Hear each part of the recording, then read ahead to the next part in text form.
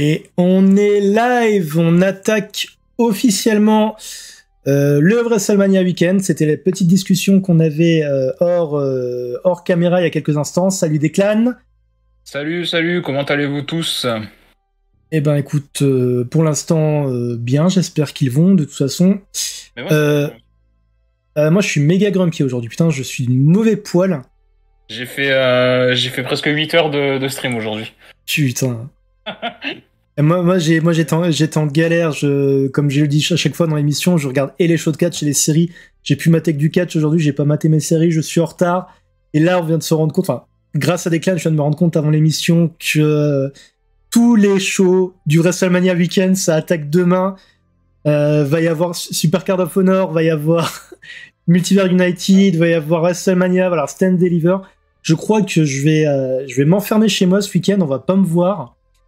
C'est mort. Si je veux réussir à rester à peu près à jour. On va pas parler de tous les shows du week-end dans les news aujourd'hui. On va vraiment s'attarder sur NXT et WrestleMania par contre, parce que il faut commencer à parler de la Ring of Honor, d'Impact Wrestling, enfin on va pas s'en sortir. L'émission de 10 heures.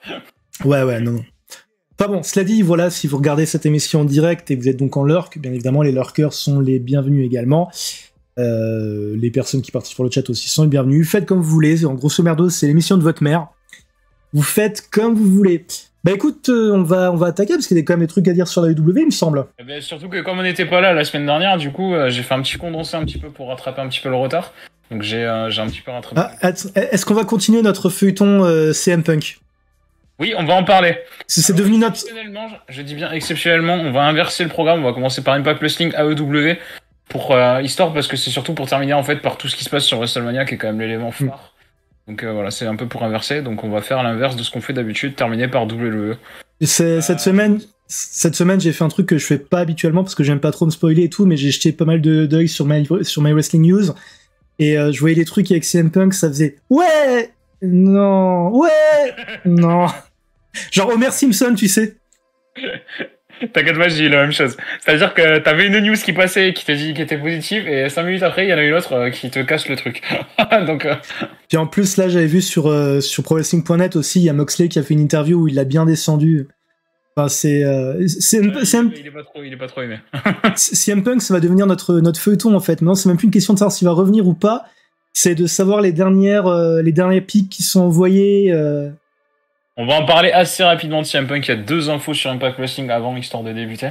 D'accord. 2 infos assez importantes en vrai, enfin surtout une. L'Impact World Championship qui a été déclaré vacant suite à la blessure de Josh Alexander, qui est quand même assez gravement blessé puisqu'il souffre d'une déchirure du triceps. Il va devoir être opéré, il sera éloigné des rings pour une longue durée, donc le titre forcément... voilà, j'ai vu ça, j'étais dégoûté. Et du coup, Steve McLean qui devait l'affronter pour le titre lors de Rebellion, il affrontera finalement Kushida lors de Rebellion le 16 avril et un nouveau champion sera couronné lors de ce match. Oula. Je pense qu'il va finir champion, honnêtement, parce qu'il est en train de monter en puissance. Ouais, c'est marrant, tu vois. Bah après, c'est parce que j'ai pas repris le programme depuis très longtemps pour l'Impact. Mais en fait, je trouve que c'est un peu le souci qu'ils ont à chaque fois qu'ils ont... En fait, l'aura des champions Impact... malgré le fait qu'ils aient des mecs très talentueux, je trouve qu'elle est pas ouf en fait. Genre ça manque. Ils ont pas de chance quand même parce qu'en plus ils ont Mickey James aussi qui est blessé. Mais du coup, ce que je veux dire, c'est que ça manque vachement de star power et McLean est peut-être très bon, comme dit, je le connais pas encore assez. Bon, Kushida, ça fait depuis la New Japan que je suis fan, mais aucun des deux pour moi, je les vois en tant que World Champion en fait. McLean il est en train de monter en puissance quand même depuis un petit moment. Oui, je suis d'accord, mais encore une fois, le truc c'est que de tous les champions des promotions majeures. Le champion qui a le moins d'aura, c'est Impact Wrestling et je trouve ça dommage parce que justement Josh Alexander là ça faisait quasiment 1 an même plus qu'il avait le titre et forcément la personne qui va être champion derrière lui ça, en fait la montée en puissance du titre aura servi à rien parce que malheureusement le titre a été déclaré vacant et là McLean s'il devient champion je vois pas Kushida World Champion et McLean pour moi il est c'est un no-name tu vois. C'est comme, là, je me suis fait la réflexion quand je regardais, quand j'avais arrêté de suivre à l'époque, donc il y a 1 an et demi, c'était Moose qui était champion. Donc c'était juste après qu'il avait battu Alexander et tout machin. Et là, maintenant, le mec, il est en train de feuder pour l'équivalent du titre 24/7, tu vois. Genre le titre Digital Champion, j'adore Joe Hendry, il me fait mourir de rire, j'adore son thème d'entrée, mais c'est comme si t'avais eu, je sais pas moi, je sais pas, on va dire Drew McIntyre qui avait feudé pour le titre 24/7 en fait. Donc c'est un peu dommage. Je trouve qu'à l'Impact, ils n'arrivent pas à créer des stars vraiment en fait. Je comprends le point de vue. Après, ils ont un très gros roster, mais c'est vrai que le Star Power, en fait, t'as l'impression qu'il y a un plafond de verre. Bah ouais, et en fait, le truc, c'est qu'ils ont pas créé de stars. Ils ont des putains de noms. Je veux dire, ils ont les Motor City Machine Guns, c'est une putain de tuerie. Ils ont prolongé leur contrat d'ailleurs il y a pas longtemps. Ils ont Kushida, ils récupèrent des mecs de la New Japan régulièrement pour des featuring. Mais le problème, c'est qu'ils ont pas créé de stars en fait. C'est la seule promotion à l'heure actuelle où quand tu regardes les noms, à part peut-être Josh Alexander, et encore c'est plus par la force des choses. Il l'avait quand même super bien construit parce que à chaque fois qu'il pouvait lui proposer des grosses affiches, il a toujours eu les gros combats quoi. Ah oui, clairement, mais encore une fois, à part lui, et lui c'est parce qu'en même temps il a vraiment le talent technique et tout, il y a pas de... Ils ont pas créé de stars en fait. Donc le truc c'est que pareil, je regardais la division féminine, bon, c'est la division féminine. Mickey James, je suis désolé, elle surpasse tout le monde. Hein. Ah oui, elle surpasse tout le monde, je suis d'accord, mais c'est pas à part elle, à la division féminine. Ils sont bien en train de construire Tasha Steelz là, et le fait qu'elle ait pris du repos, enfin qu'elle a été mise un peu à l'écart, pour faire venir en face, apparemment, je pense que ça va pas mal marcher. Ah, encore une fois, le problème, c'est simplement que pour moi, ils ont pas créé de star. Ça rejoint ce qu'on disait par rapport à la présentation, je sais plus le nom de la personne dans le chat qui était là il y a 2 semaines et qui nous disait qu'ils avaient du monde, mais qu'à cause de la production value, en fait, t'avais l'impression qu'il y avait personne. Ouais. Et c'est un peu ça le problème, c'est un gros problème d'habillage et voilà quoi. Pour moi, le dernier champion, ça se défend. Ouais. Le dernier champion Impact qui était vraiment, enfin, attention, ce que je veux dire, c'est à pas prendre dans le contexte. Rich Swann, par exemple, est très bon sur un ring, etc. Mais pour la dernière star qu'ils ont eu en tant que champion, c'était Kenny Omega, quoi. Même quand Chris. Quand tu compares avec l'époque où il y avait AJ Styles, Beer Money, Sting, tous ces noms-là, il y avait quand même des grosses stars, quoi. Ouais, bah oui. Et là, ils en ont pas créé, en fait. C'est le gros problème qu'ils ont, je trouve, Impact. Ou alors, regarde, les mecs qu'ils ont réussi à... La WWE a traversé cette phase-là aussi, hein. Ah oui, totalement, oui. L'après Cena Orton, avant qu'il y ait The Shield, en gros, t'as quand même 2-3 années là où il y a personne, quoi.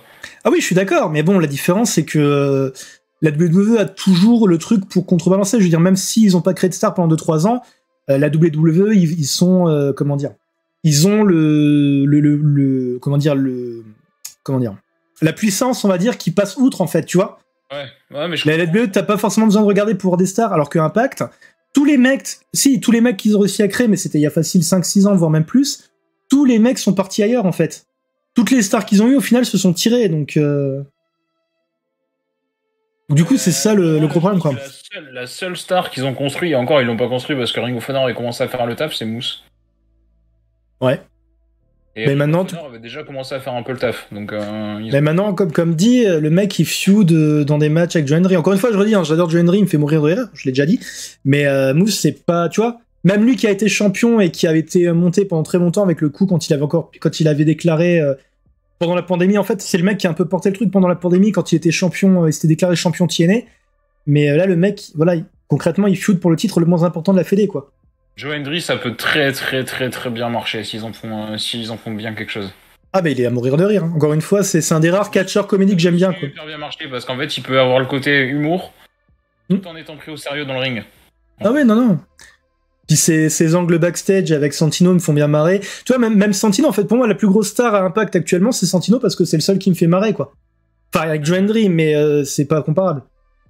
Et bon, là, j'avoue qu'en plus, il y a apparemment Scott D'Amore qui fait son retour, donc il est pas impossible que j'arrête de regarder Impact de nouveau s'il est de nouveau dans les shows. D'ailleurs, il a planté un Canadian Destroyer.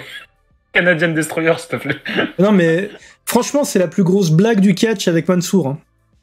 Niveau, on te le force, machin. Canadian Destroyer. Mais oui, pareil. Tu vois, en fait, c'est ça le truc, c'est qu'il n'y a pas de stars, même s'il y a des catcheurs qui sont très bons, encore une fois, Kazarian, c'est un monstre et tout. Il n'y a pas de star. Par contre, effectivement, s'il recommence à nous foutre du Scott D'Amore à tous les shows, je vais nous voir arrêter, tu vois. Donc, voilà. Après, voilà, hein, je suis... Il va être plus en manager ou quelque chose comme ça. Ils vont sans doute laisser Santino, je pense, à son poste.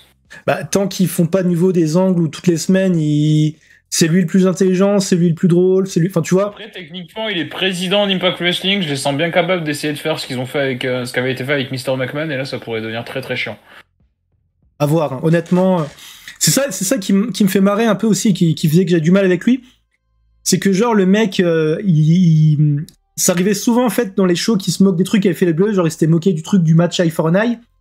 Sauf qu'à côté ils te sortent des merdes comme le royaume, le Didruil, machin truc, où ils avaient fait après le match, je crois que c'était genre le pay-per-view après le match où il y avait eu le Taker et G-Styles en match cinématique. Ils avaient fait la même chose avec Shamrock et Kayan. Et ça faisait juste cheap en fait, t'avais l'impression de voir la version la version Wish en fait. Donc après si tu te permets de te... Shamrock il a eu un joli petit run récemment quand il était revenu en vrai. Ouais. Après on voyait qu'il avait pris de l'âge et tout, mais il était quand même encore en forme et tout. C'est pas ça le truc, tu vois. Ce que je dis c'est que c'est vraiment... Il y a toujours ce côté WWE un peu cheap par moment parce que tu vois vraiment qu'ils essayent de pomper des trucs. Ils essaient de pomper ce qui marche, sauf que ça marche pas en fait. Du coup, l'impact, encore une fois, de toutes les promos que je regarde, si maintenant il y a ne serait-ce qu'un truc qui me commence à me saouler, je vais arrêter de regarder, je vais pas le regretter, tu vois. Par contre, je pense que le show de cette nuit en featuring avec NJPW, ça promet. Ouais, mais même, encore une fois, tu vois, par rapport au Forbidden Door, j'ai plus l'hype pour Forbidden Door, alors que concrètement, Multiverse United, c'est exactement la même chose, en fait. En gros. À peu près, ouais. Donc, bon. À peu près. Bon, autre petite info sur Impact Wrestling avec l'arrivée d'une catcheuse qui s'appelle Jodie Straits, qui est une catcheuse canadienne assez brutale, assez violente, et ça va peut-être pas faire de mal au roster féminin. Après, moi, je suis pas méga fan du peu que je l'ai vu, mais je comprends l'idée en fait de vouloir signer. Elle avait bossé à Dark, non? À la AEW, il me semble. Il me semble que j'avais lu ça. Ouais. Ils ont fait passer tellement de monde à Dark que si tu veux. Ah oui, tout le monde est passé à Dark, hein, vraiment. Ouais. Même ton voisin.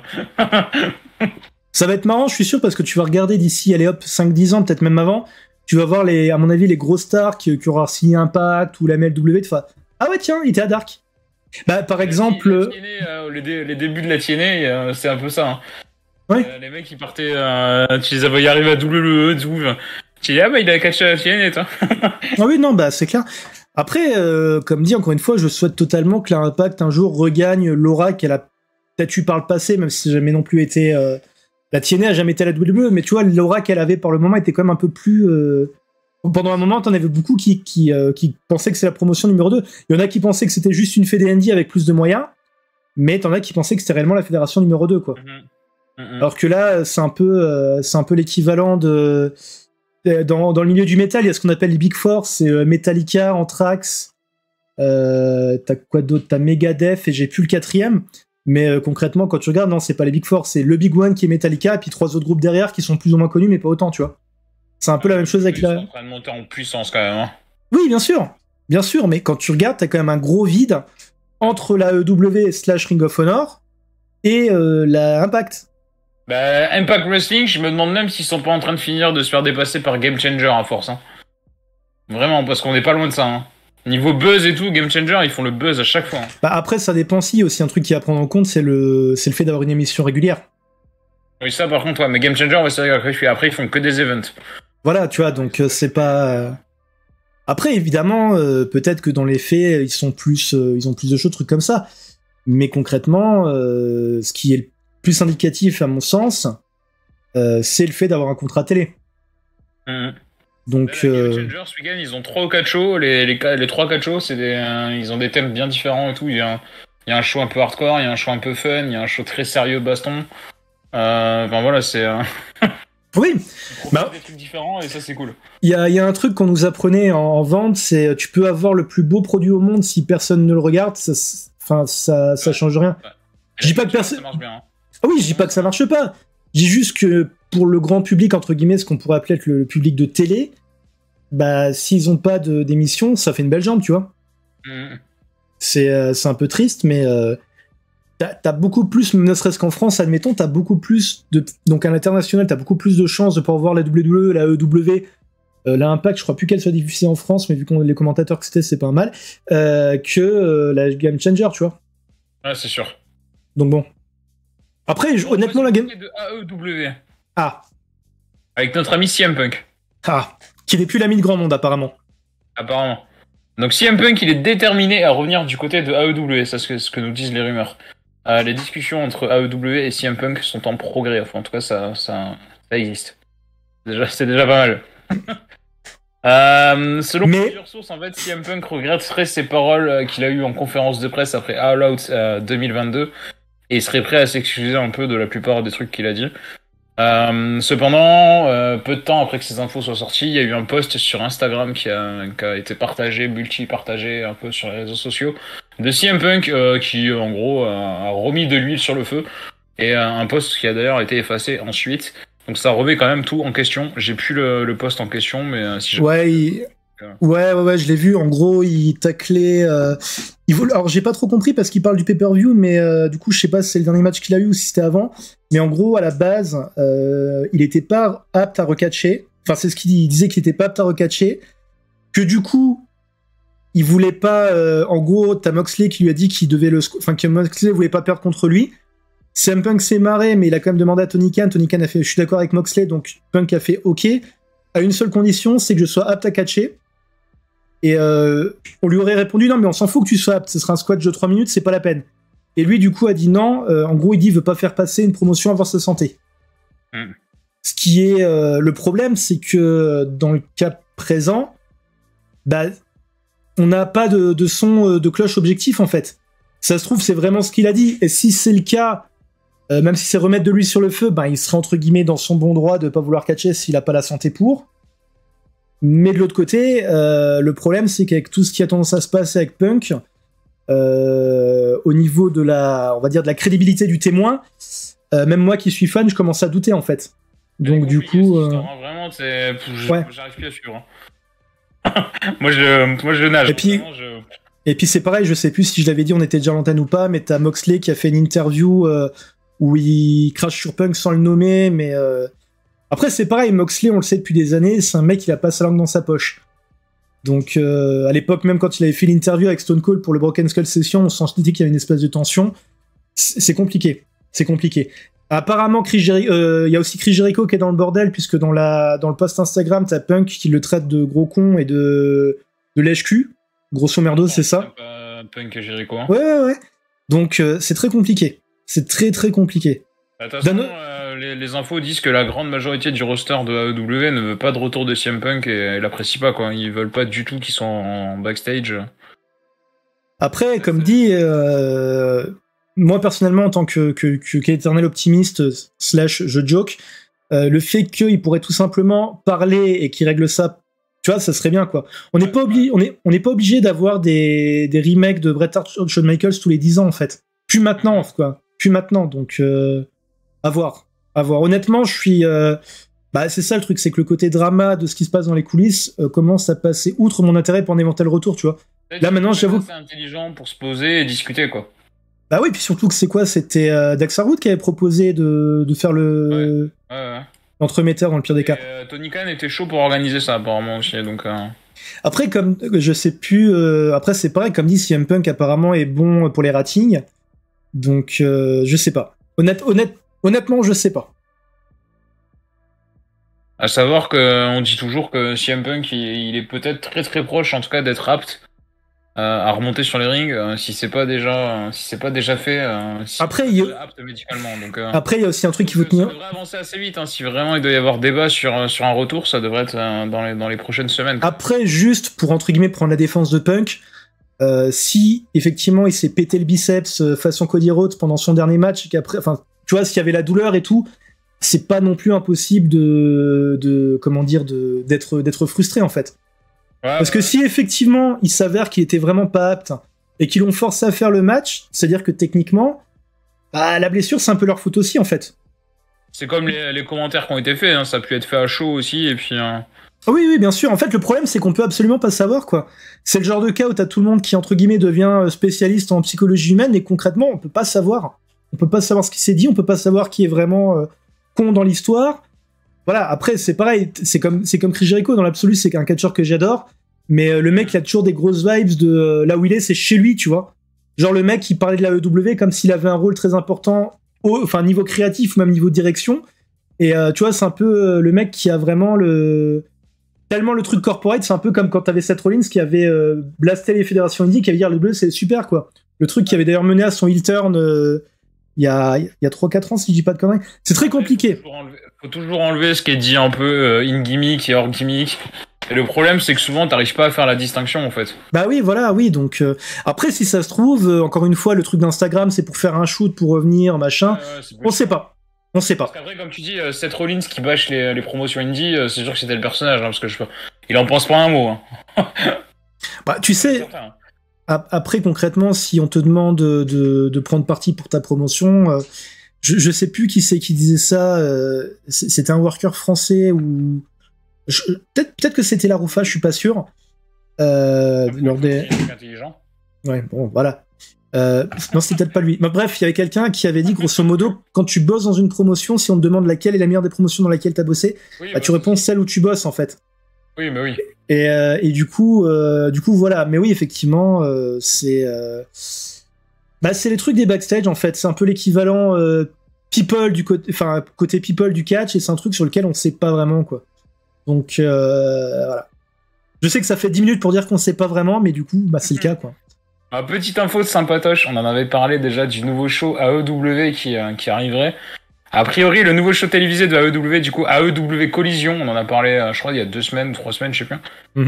Ça devrait débuter au mois de juillet, et ce serait diffusé le samedi, comme on en avait déjà parlé, et ce serait en access, c'est-à-dire à 18h. Un peu comme si je dis pas de bêtises, c'est le créneau qu'avait le deuxième show de la WCW à l'époque.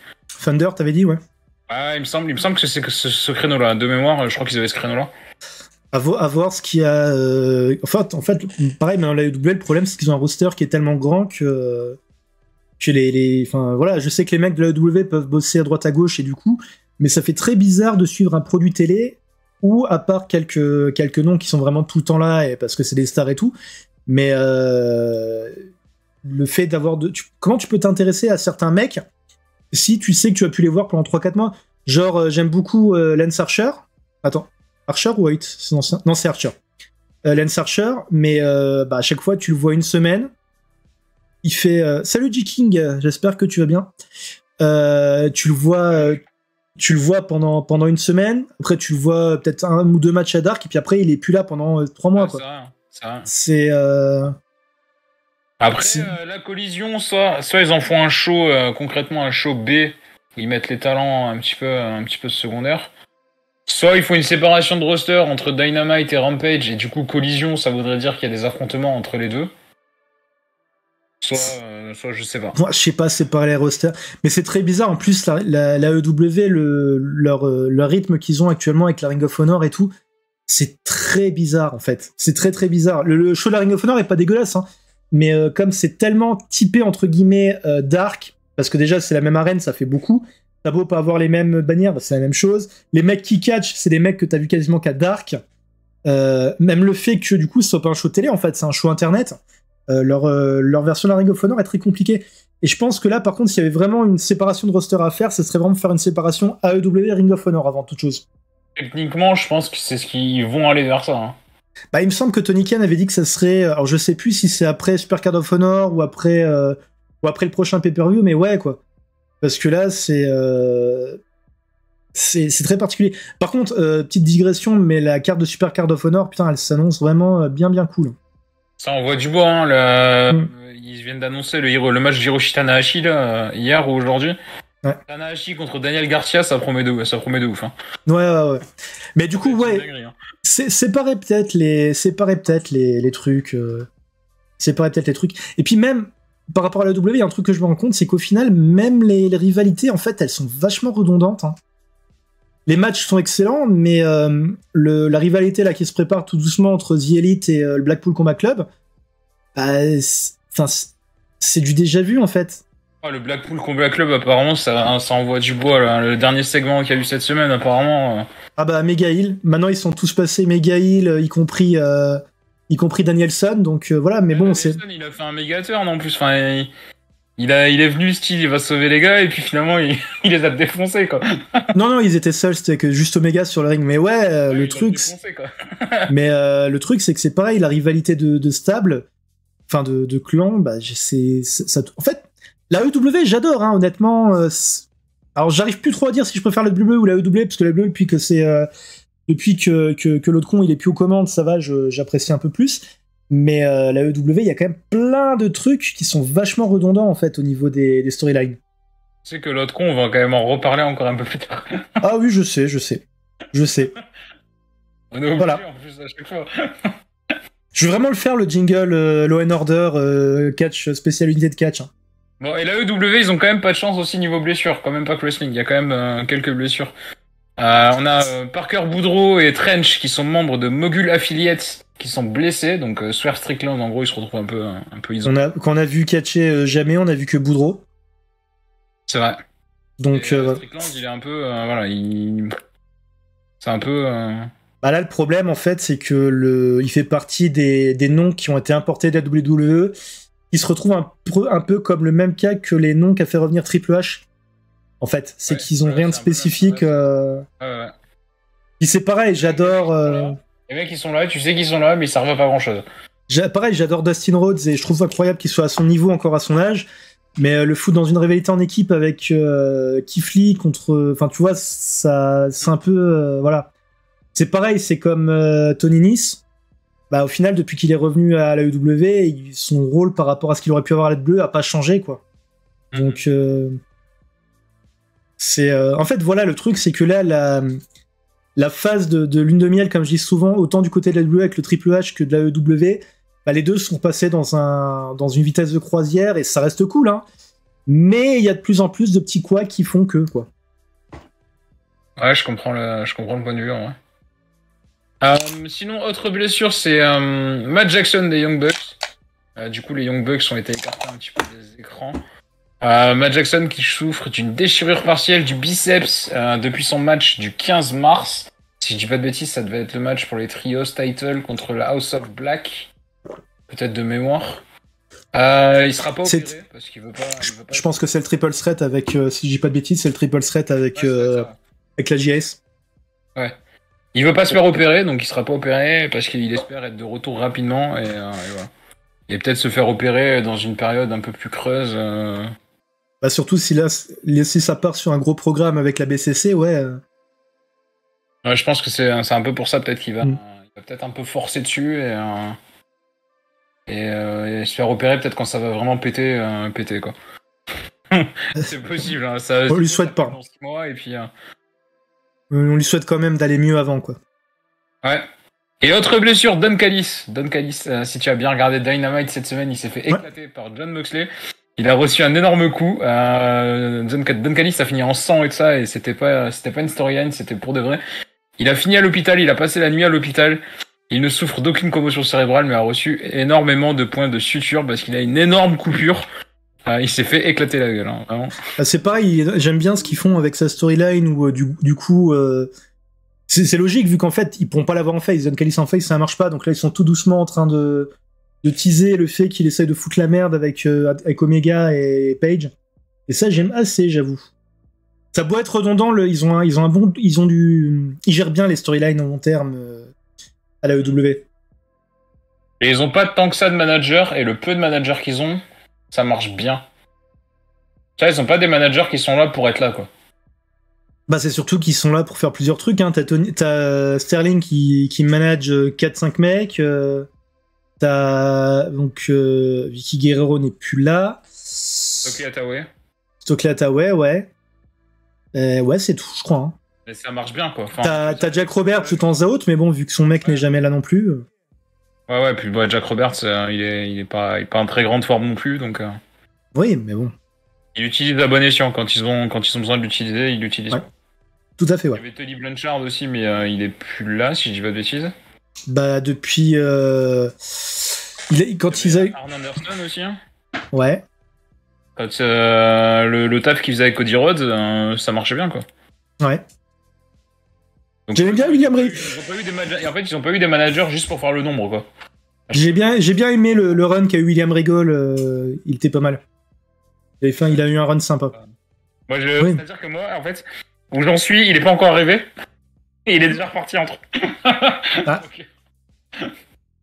Ah, mais c'est ce que je disais, en WrestleMania 39, tu le vois dans 10 ans à ce rythme. Hein. Oui, je pense, ouais, à peu près. On devrait être à peu près sur ce rythme-là. On a fini pour les news hors WWE, on va pouvoir passer aux infos WWE. Tully Blanc est parti depuis juillet, ouais, ça fait un moment qu'il est pas là. Ouais. Bah, quand ils ont racheté la Ring of Honor, en fait. Ah ouais, ça fait un bail. Ça fait un bail. On va passer aux news du côté de WWE et on va parler de l'autre con, comme tu disais. Vince McMahon qui va devoir rembourser 17,4 millions de dollars à WWE. Il va devoir rembourser en fait pour payer les frais d'avocat et tout ça sur les investigations suite aux accusations de violences sexuelles. Monsieur va devoir payer presque 18 millions de dollars. Je pense pas que ça lui fait grand mal, mais bon, ça pique quand même un peu. Mais c'est pas fait pour sa gueule, hein, j'ai envie de dire. Ah bah clairement, oui. Clairement. C'est mérité. Du coup, les investigations, je sais pas où ça en est, hein, parce que a priori, ça a l'air un peu, ça va bider, hein, je pense. Hein. Bah je sais pas, en fait, c'est chelou parce que le fait qu'ils doivent rembourser, je pense que c'est que si les investigations sont terminées, je pense. Hein.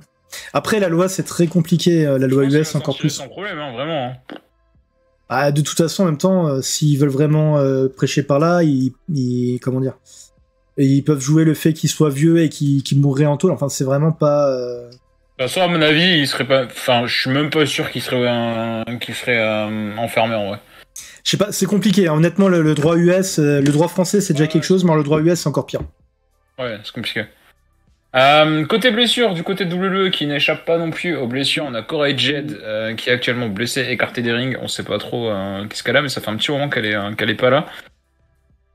Voilà, il y a Carmella aussi, ça c'est pour la petite info aussi, qui a un petit souci, on sait pas trop ce qu'elle a, et du coup elle a été remplacée. À mon avis, Carmella, elle doit avoir un problème d'oreille, et du coup, comme à chaque fois qu'elle arrive sur le ring, il n'y a pas un pet de bruit, elle doit penser en fait que c'est elle qui est sourde, au lieu que le public n'en a rien à foutre. Je pense. Elle a été remplacée du coup par Sonya Deville pour le match de WrestleMania, alors qu'elle devait faire équipe à la base avec... Par contre, excuse-moi, Declan, pour une fois que je peux dire, je te l'avais dit, on avait dit quoi pour Roxanne Perez? Qui c'est qui avait raison? Elle n'est pas blessée, oui, je sais. Qui c'est qui avait raison? C'est Bibi. Pour une fois que j'ai raison sur un truc, t'as pas fini de m'entendre. On en parlera un petit peu plus tard de Roxanne Perez, du coup, ici, quand on viendra sur la carte de Stand and Deliver. J'ai bien aimé, j'ai vu la promo là, avec Shawn Michaels, j'ai bien aimé en vrai. Bah en fait, ce qui est cool, c'est qu'elle a un côté, ça faisait pas tant une promo qu'un truc très humain en fait. Il continue à la construire comme entre guillemets, pas un underdog, mais comme une personne normale, enfin aussi bizarre que ça puisse paraître. Oui. Donc ça marche bien quoi. C'est vrai. D'autres infos du côté de WWE, il y en a pas mal, donc on va passer un petit peu. Bad Bunny qui s'entraîne avec Jamie Noble et Damian Priest. Il devrait être impliqué physiquement, soit à WrestleMania, soit à Backlash. Je pense plus à Backlash, honnêtement, ça me paraît plus logique. Bah, Mania, je vois pas où, quoi, en fait. Pas exclu qu'il fasse une apparition à WrestleMania, pourquoi pas.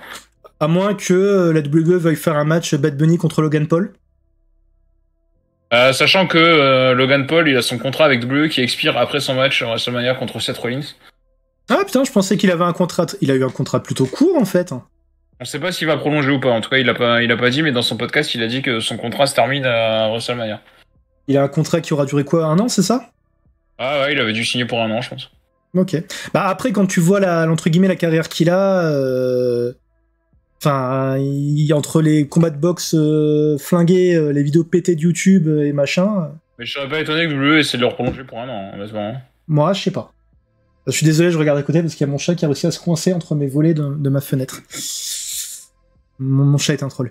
Autre contrat qui s'est terminé, putain ça fait plaisir, le contrat WWE de Goldberg qui a expiré à la fin de l'année 2022, il est totalement free agent. WWE n'en veut plus, a priori. Jusqu'à nouvel ordre en tout cas. Tu vas moins te marrer quand il va remplacer Matt Jackson Sachant que Goldberg et Triple H ont jamais été vraiment très potes, hein, quand même, il faut quand même se le dire. Tony Khan a indiqué qu'il garde un œil sur Goldberg. Ça, c'est... Pardon. Il va arriver à la EW, il va défoncer les Young Bucks, on va rigoler. Alors, après, van à part, la EW a quand même le truc pour utiliser même les catcheurs qui sont en fin de course, tu vois. En vrai, je pense que le pire, c'est qu'il y a moyen, parce que, comme je t'ai toujours dit, les Young Bucks sont ultra fans de Goldberg. Mais c'est vrai, mais c'est une dinguerie. Donc, attends, je suis vraiment désolé, je vais te laisser juste meubler 2 secondes, faut vraiment que j'enlève le chat parce qu'il est coincé en fait. Je suis désolé, vas-y. Continue, j'arrive. Vas-y. Du coup, ouais, Goldberg, les Bucks sont fous de lui. Ils avaient même fait enfin, ils imitaient ses gimmicks pendant un temps en Indie. Je crois qu'ils avaient essayé de reproduire des moments de ces matchs et tout dans certains matchs. Enfin, c'est une folie en vrai. Donc du coup, Goldberg du côté de la WWE, ça m'étonnerait qu'à moitié parce que ils sont tellement barges les Bucks qu'ils sont totalement capables de booker Goldberg même si c'est pas pour l'avoir sous contrat. Juste pour un segment, une connerie comme ça, enfin, il y a largement moyen, ils sont totalement capables de le faire. Donc c'est assez ouf. Et ça m'étonne pas que son contrat de WWE soit terminé parce que Goldberg Triple H, ça a jamais été le grand amour. On l'a vu notamment Goldberg Evolution, tout ça, la rivalité, c'était pas incroyable et je pense que ça date à peu près de cette époque-là. Sachant que Goldberg, pur produit WCW, je pense que ça a jamais fait plaisir du côté de WWE à une certaine époque. Donc voilà, je sais pas si j'enchaîne parce que là il va pas m'entendre en vrai et ça me fait chier. Ça me fait chier parce qu'on a encore des news importantes. Sinon, je peux meubler en vrai avec peut-être quelques infos que j'avais pas prévues. Qu'est-ce qu'on a comme infos que j'avais pas forcément prévues En vrai, on peut parler vite fait de la... je sais pas. Kayla Braxton qui sera WWE Hall of Fame. Ça, c'est histoire de meubler. Ça, je vous voyais les auréoles sous mes bras, c'est très classe. Désolé. Désolé. J'ai meublé du coup avec une info que j'avais pas prévue. Vas-y. Kayla Braxton qui va annoncer le Hall of Fame. Elle avait annoncé déjà les 2 dernières années, mais a priori, là, cette année-là, elle va être toute seule. Je crois qu'elle était Corey Graves l'année dernière, et l'année d'avant, je sais pas si c'était pas Jerry Lawler. Enfin, je sais plus, j'ai plus la ref. C'est la Braxton, donc ça peut être intéressant. Il est bizarre le build-up du Hall of Fame cette année. Bah ils ont fait des annonces très très tard hein, quand même, hein. Il y a moins de noms aussi, ils avaient ça avait été dit qu'il faut... On y reviendra un petit peu plus tard sur le Hall of Fame parce qu'on reviendra sur les dernières annonces en vrai. Ouais. Mais ouais, non, mais là. On peut continuer. Ouais. À moins que tu voulais rajouter un truc. Non, je suis désolé, je voulais juste m'excuser encore de regarder à droite à gauche, mais les chats sont déchaînés donc je préfère éviter qu'ils fassent le bêtise. Attache-les ou. Tu parles pas comme ça de mes enfants. Voilà. Du coup, autre fin de contrat, Brock Lesnar qui est en fin de contrat avec WWE, on sait pas vraiment exactement quand est-ce que ça termine, mais il devrait prolonger avec WWE pour 1 année de plus et aller jusqu'à WrestleMania 40, un contrat qui inclura 5 matchs qui devrait être le dernier contrat de Brock Lesnar avec WWE. On sait pas s'il va prolonger, mais en tout cas, ce qu'il faut surveiller, c'est le résultat de son match à WrestleMania en fait. Puisque, a priori, s'il gagne contre Omos, c'est qu'il aura prolongé. S'il perd, c'est que, c'est que le run de Brock Lesnar, a priori, devrait peut-être se terminer dès WrestleMania, possiblement. Là, faudra qu'il fasse un concours avec Kurt Angle pour savoir qui aura eu le dernier match le plus pourri, en fait. Je pense que Kurt Angle le surpasse largement, parce que Baron Corbin, au moment où il affronte Kurt Angle, c'est une catastrophe. Hein. Ah ouais, non, c'est vraiment... Je me rappelle encore de la déception de tout le monde à l'époque. Le match était tout pourri, en plus. Et je crois que c'est Vince McMahon qui a insisté pour que ça soit ce match-là. Hein. Kurt Angle, il était pas super chaud apparemment. Mais ouais, non, ce match il est dégueulasse quoi. Le match il est vraiment atroce. Dire qu'on est passé à côté d'un Kurt Angle, Bryan Danielson à la Pro Wrestling Guerrilla, moi ça me flingue ça. Hein. Vraiment. Hein. Cette histoire, ça me flinguera toujours. Hein. Parce qu'en plus c'était Kurt Angle au moment où il était au prime et c'était Bryan Danielson au moment où il était ultra chaud en indie quoi. Donc, il y a le catch est rempli d'occasions manquées et de trucs qui auraient pu se passer qui se sont pas passés. Hein. Mm-hmm. Là, c'est comme encore une fois, hein, c'est con à dire, mais je pense que pendant longtemps, CM Punk contre Kenny Omega, par exemple, ça aurait été un dream match, tu vois. Ouais. Donc bon. Ouais. Autre info, Jay White. Est-ce qu'on parle de Jay White? Ah, il en est où lui? Jay White, il est en discussion avec AEW et WWE. Donc il discute avec les deux. Monsieur, il a le luxe de pouvoir discuter avec les deux. A priori, pour le moment, c'est du 50-50. Donc on sait pas trop vers où il se dirige. Moi, j'ai beaucoup de doutes. Je sais pas du tout. Franchement, j'arrive pas du tout à te savoir. Parce que je me dis, en fait, le problème de Jay White, je me dis qu'à WWE, j'ai du mal à le voir plus haut que le top mid-card. Après, on disait pareil pour Seth Rollins, hein, tu me diras. Après, dans le même style de gabarit. Donc voilà, mais je sais pas. Enfin, je ne sais pas trop. Franchement, honnêtement, je sais pas. Je sais pas quoi penser de Jay White. Le truc, c'est que il a comment dire. Parmi les mecs que la WWE a pas signé et qui ont pas comment dire. C'est pas le mec le plus impressionnant en fait. Donc du coup, le problème c'est que à la AEW, ça ferait juste un an de plus, tu vois. Ouais. Et en gros, le plus gros coup de poker, c'est la WWE, parce que soit ça marche et c'est une méga star, soit ça foire et les mid-card. J-King nous dit, Jay White, il le pense à la WWE, il le voit bien après l'Euro d'après Mania. En vrai, moi, je serais lui, j'irais à la WWE. Parce que même si tu foires, au moins, t'as peut-être... Allez, ils vont te signer pour 2-3 ans. Au pire du pire, t'es en mid-card. Tu te fais un nom. Et une fois que ton contrat WWE est terminé, tu vas chez AEW. Au pire du pire, en vrai. Je sais pas. Hein. Il est encore jeune, hein. Il a pas 40 piges, le mec, tu vois. Oui, mais je sais pas. Honnêtement, le problème, en fait, c'est un peu le même souci qu'on avait eu à une époque quand t'avais des mecs qui partaient de NXT, qui finissaient dans le main roster. Là, tu remplaces NXT par les fédérations indiennes en général. C'est que des main event spots, tu peux pas en avoir 50, en fait. Tu vois. Là, il y a des places hein, du côté WWE. Hein. Ouais. En main event, il y a des places. Autant le mid-card, il est blindé. Autant, je pense qu'il y a quand même 2-3 places qui peuvent se faire en main event. Parce que là, si Cody Rhodes devient champion, il y a des places qui se libèrent pour mettre challenger, quoi. Non, mais de toute façon, comme c'est parti en ce moment avec Cody Rhodes, la WWE l'utilise tellement qu'ils vont même le faire catcher plusieurs fois, quitte à lui faire mettre une perruque. Sérieux, le mec, ils te le mettent dans tous les angles, là, ils te le foutu dans l'angle avec Kevin Owens et Sami Zayn. Enfin, là, j'ai peur qu'il se retrouve à faire du forcing, alors que Cody Rhodes est il est populaire et tout, mais là, la façon dont il l'utilise, c'est vraiment... genre, tu vois, il faut qu'il soit dans tous les angles, en fait. C'est un peu forcé, je trouve. Je comprends. Moi, j'espère qu'il va pas gagner à WrestleMania, en tout cas. Ah, moi aussi. Moi, je veux qu'il gagne à SummerSlam. Reigns, en fait... il a gagné à SummerSlam. Ouais, mais non, mais Reigns, il a fait le tour de tout, là. C'est plus la peine. Il a plus de... Ouais, mais je pense que ça aurait un plus gros impact s'il gagne, en fait, après avoir perdu. Par contre, la promo de Reigns la dernière fois avec Cody Rhodes, mais comment qu'il l'a assassiné. Fait ouais, t'as même pas été foutu de devenir over dans une compagnie que t'as toi-même créée. Il l'a assassiné. Reigns, il vient de tellement loin au micro. Ouais. C'est hallucinant. Alors, le taf avec Paul Heyman lui a fait un bien, mais ouf. Ah ouais, non, là... la promo, j'étais en mode, oh putain, ils vont là. J'étais en train de faire devant ma télé, putain, mais les cons. Ils y vont.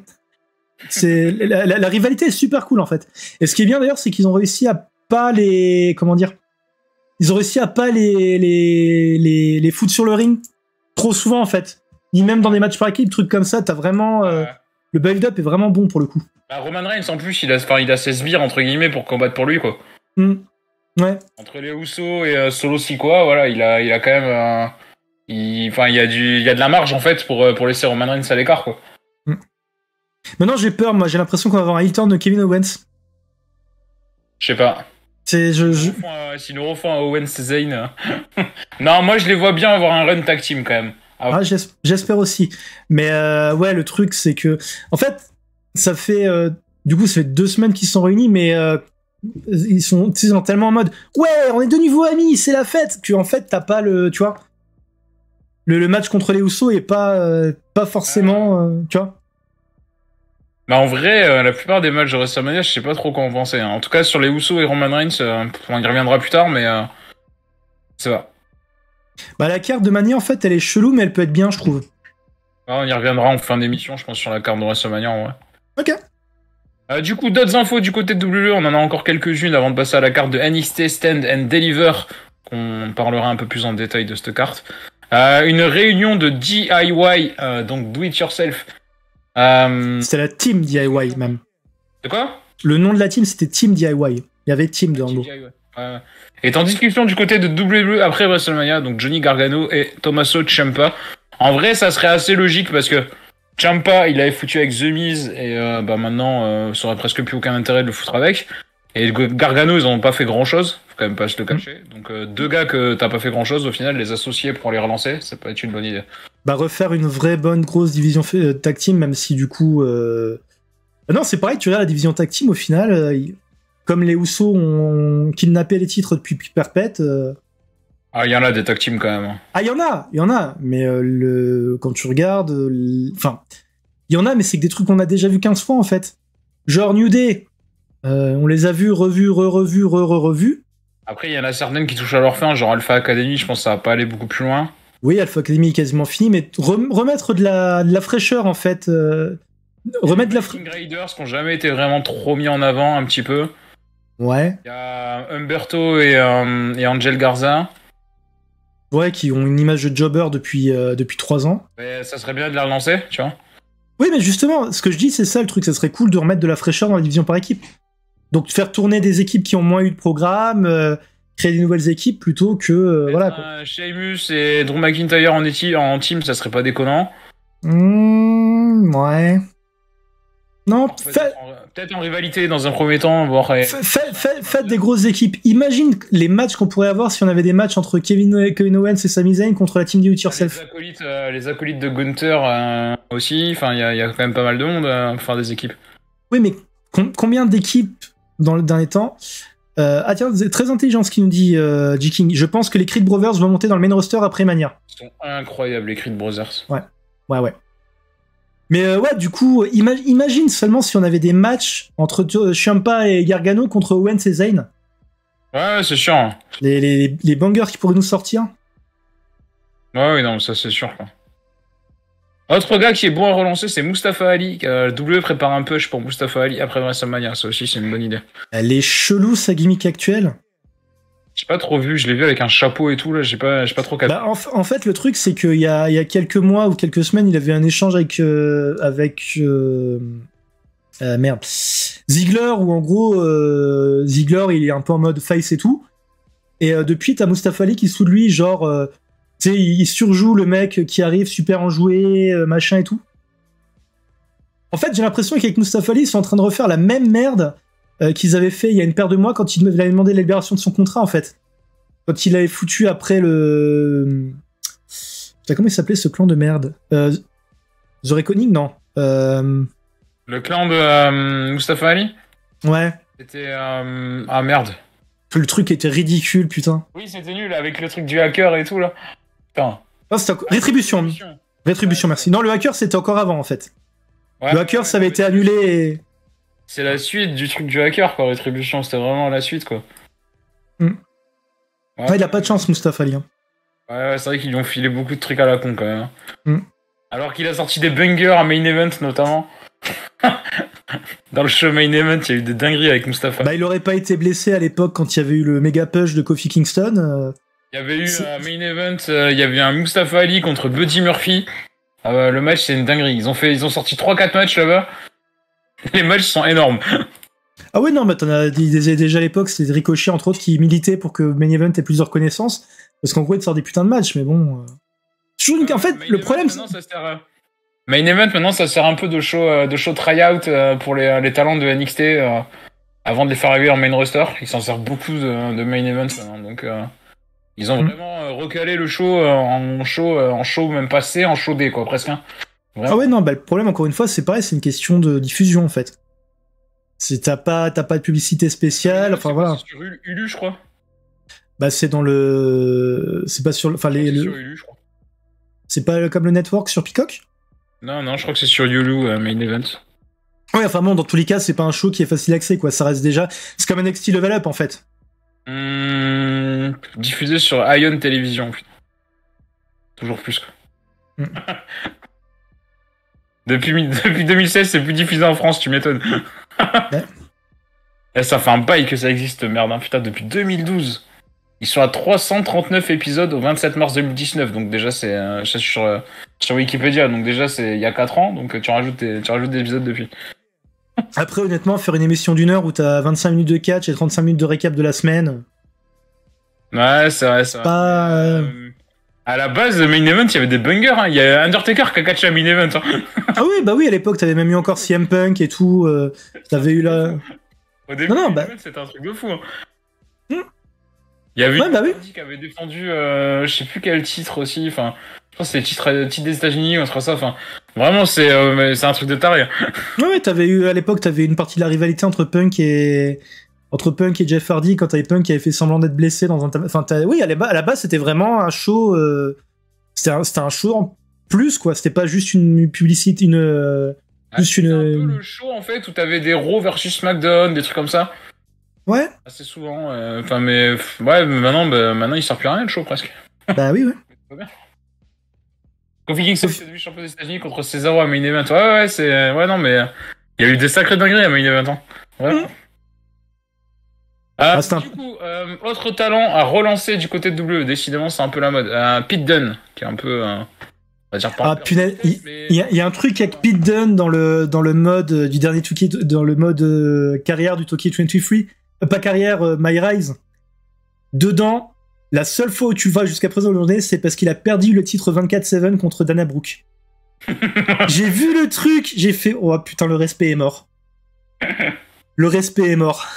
Alors Pete Dunne, c'est pas vraiment qu'il est en perte de vitesse, c'est qu'il est pas mis en avant à sa juste valeur, on va dire. Donc il y a quand même Triple H qui est très fan de Pete Dunne, ça on le sait depuis très longtemps. Il est derrière l'idée du retour du nom de Pete Dunne, qui est pas encore actif officiellement, mais ça va se faire. Savoir que Pete Dunne pour le moment est connu sur le nom de Butch. Et il veut retravailler la gimmick de Bruiserweight qu'il avait du côté de NXT UK et de NXT d'ailleurs aussi. Donc le Bruiserweight Pete Dunne devrait bientôt refaire son retour avec cette gimmick là. Et ça c'est plutôt très très cool. Faites-le feuder avec Gunther. Là il y a moyen, peut-être pas main event tout de suite, mais ouais t'as moyen de le faire atteindre direct à un up mid-card assez souvent. Ouais, faites-le feuder avec... je sais que ce sera du déjà vu, mais faites-le feuder avec Gunther. En vrai ça aurait une certaine logique. Parce qu'ils se connaissent bien et tout. Bah ouais. Une certaine logique, quoi. Et après, tu fais venir les Ilya Dragunov et Gigi McDonough, tu les fous dans le schmilblick là-dedans. Et là, tu sens des dingueries entre les quatre. Et... Honnêtement, c'est bizarre, mais j'adore Dragunov, mais je le vois absolument pas dans le main roster. Moi, je suis sûr que oui, et je suis sûr que ça va marcher de fou. Enfin, on a de la chance, hein, ça aurait été... Il a un impact, ce gars, c'est un truc de... On l'aurait eu à l'époque de Vince, ça aurait été un méchant russe qui voulait faire la guerre. Après, c'est pas dit qu'ils en jouent pas un peu aussi, quand même, hein, mais... Je sais pas. Alors, ils font venir Rousseff, ils le foutent en team, et ils vont faire une équipe du bloc soviétique. C'est mieux que Vince McMahon soit plus aux commandes, c'est vraiment mieux. Mais moi, j'ai des idées de merde aussi, hein, je peux les partager aussi. Bon, si après t'es payé par le même prix que Vince McMahon, pourquoi pas? Tant que je finis pas pareil, ça va. Ouais. Des départs du côté de WWE, parce qu'il y en a quand même, c'est Trinity Fatu, alias Naomi, qui a indiqué qu'elle est plus sous contrat avec WWE. Donc il y avait eu quand même des rumeurs qu'elle puisse revenir et tout, mais a priori c'était que des rumeurs. Elle a indiqué qu'elle n'est plus sous contrat, d'ailleurs elle a déposé la marque Trinity Star, qui devrait être son nouveau nom in-ring, mais on sait pas. Si elle trouve du boulot ailleurs. Oui, voilà. Si elle trouve du boulot ailleurs. En vrai, je pense qu'elle va trouver. Non, elle a eu une grosse marge de... catcher, je pense qu'il y a des compagnies qui vont la booker. Elle a une grosse marge de progression, mais... Ouais, je pense qu'il y a quand même des compagnies qui vont la booker. En fait, ça fait partie des noms que je... Ouais, à Impact. Moi, non, moi j'aurais dit AEW, honnêtement. Ouais, non, mais attends... AEW, c'est un nom qui pourrait signer. Ok, AEW, du coup, ce qu'on va faire, c'est que je vais te spoiler son booking. Elle va arriver pour feuder avec une championne. Elle va pas gagner le titre. Elle va faire une rivalité en tag team avec une autre nana. Elle va tourner heel. Mais à Impact, ouais, ça serait pas bête, mais AEW, ça serait pas stupide non plus que... Je pense qu'à AEW, qu'ils aient un œil dessus, ça m'étonnerait pas non plus, quoi. Pas convaincu. Hein. Quand même un nom, elle a fait quand même un peu le buzz quand elle est partie. Bon, ça a surtout aidé parce qu'elle est partie en même temps que Sasha Banks, je pense. Elle serait partie comme ça, toute seule, sans Sasha Banks, ça aurait pas eu le même impact. Non, on est d'accord, Jiking, hein, c'est pas ouf, la division féminine au niveau de booking. C'est vrai que le booking AEW féminin il est pas terrible. Hein. Après, honnêtement, la AEW... les contacts. En fait, le truc, c'est que Kenny Omega a les contacts pour faire venir des catcheuses, mais j'ai l'impression qu'il sait pas tellement booker les trucs féminins, quoi. Ouais. C'est le problème de Kenny Omega, en fait, c'est qu'il était dans la culture japonaise, surtout dans la culture japonaise masculine, quoi. Et au Japon, le Japon masculin, c'est pas booké du catch féminin, quoi, globalement, presque. Hein. Parce que, ouais, non, c'est dommage. Gedo, qui est le booker de NJPW, il a dit que le catch féminin, il en avait rien à foutre, quoi. Après, pour revenir sur le truc des yeux et tout, je pense que la WWE, si elle a peut-être les yeux sur quelqu'un, serait peut-être plutôt sur enchaînement Sasha Banks. Ça c'est sûr et certain, par contre. Je pense, hein. Je pense. Impact Wrestling aussi, a priori, un Mickey James Sasha Banks, enfin un Mickey James Mercedes Moné, ça serait pas déconnant non plus. Ouais, mais honnêtement, tu vois, Sasha Banks, je les vois absolument pas aller à Impact. Sachant que ça, Mercedes Moné a son contrat avec NJPW qui expire bientôt. Elle a son prochain match, je crois qu'il lui reste un autre match encore sous son contrat, et après elle a plus de contrat. Hein. Ouais, non, je la vois plus aller vers la WWE. Honnêtement, je la vois, c'est une trop grosse, enfin c'est quoi dire, mais je trouve que c'est une trop grosse star pour Impact. Elle reviendra à la WWE, hein, Sasha Banks, tu peux être sûr et certain. Ou alors, les cieux sont pas cléments et elle décide de faire actrice à temps plein. Et là, on n'est pas dans la merde. Elle va devenir actrice principale de The Mandalorian. Ah, c'est une catastrophe. C'est limite une catastrophe du niveau Ronda Rousey en acting, en fait. Non, elle joue pas. Elle joue mal. Tu sais que quand je l'avais vue dans la série, je savais pas qu'elle jouait dans la série. Peut-être j'avais vu l'info et je m'en souvenais plus. Ça m'avait choqué. Non, mais non. Choqué, elle joue. Non seulement elle joue dans la série, mais elle joue mal dans la série. Elle joue mal. Ouais. Très mal. Ouais. D'autres infos du côté de WWE, on en a encore. Braun Breaker qui devrait arriver dans le main roster WWE après WrestleMania. En tout cas, a priori, ce serait prévu. Et même chose pour Cameron Grimes, ça c'est prévu depuis très longtemps. D'ailleurs, il s'est refait un physique de ouf. J'ai vu des photos il y a pas longtemps, mais c'est une dinguerie. Alors juste pour... Il était pas forcément gros, mais il était pas in shape. Maintenant, il est musclé, les baraques de ouf. Le mec, il s'est défoncé à la salle. Ça se voit qu'il catch pas en ce moment. Il a dû avoir beaucoup de temps. Mais c'est une dinguerie. Il a du cool. De muscle. Cool. Juste pour réagir par rapport, pour finir avec Sasha Banks, il y a J-King qui nous dit en tant que grand fan de Impact, je la vois pas là-bas. C'est pas le profil des dingues recrues. Ouais, mais je pense qu'il serait capable de la faire venir, genre peut-être pour un match comme ça, tiens. Comme ils font venir les stars NJPW. Ouais, je sais pas. C'est pas déconnant de la faire venir pour un match, en vrai. Je sais pas. Bon, on verra peut-être, on verra peut-être cette nuit. Hein. Peut-être, pourquoi pas, en vrai. Hein. C'est possible. Hein. Ah oui, si de toute façon... Enfin, quoique après, vu que la division féminine, c'est un peu galère, vu que Mickie James est blessée, et que je sais plus encore... Elle est blessée, mais a priori pas très longtemps, parce qu'elle espère défendre son titre au prochain gros show, donc... D'accord, ok. À peu près aller. Ok. Mais, il fait venir Mercedes Moné, genre Mickie James en commentatrice, par exemple, d'un match ce soir. Et Mercedes qui vient l'attaquer, et du coup, il book un match d'ici un mois ou 3 heures, ça serait pas déconnant. Hein. Ouais. Encore une fois, de toute façon, Impact, pour moi, c'est... Impact est bien, encore une fois, je le redis, hein, le problème, c'est pas le ressort ni quoi que ce soit, mais c'est que l'emballage du produit est tellement cheapos, en fait, que ça dessert leur qualité in-ring, quoi, en fait. Ah ouais, mais je comprends le point de vue, hein, je comprends. Ouais. C'est surtout pour ça qu'il y a beaucoup de gens qui arrivent pas à regarder les shows indie et tout ça, parce que la qualité de production, en fait, qui fait que... Ouais, t'as l'impression de voir un truc... Enfin, c'est triste, hein. Parce qu'honnêtement, tu fais les matchs que sont capables de sortir Impact dans des arènes avec la production value de la EW, par exemple. Mais... la Pro Wrestling Guerrilla, tu laisses le produit comme il est.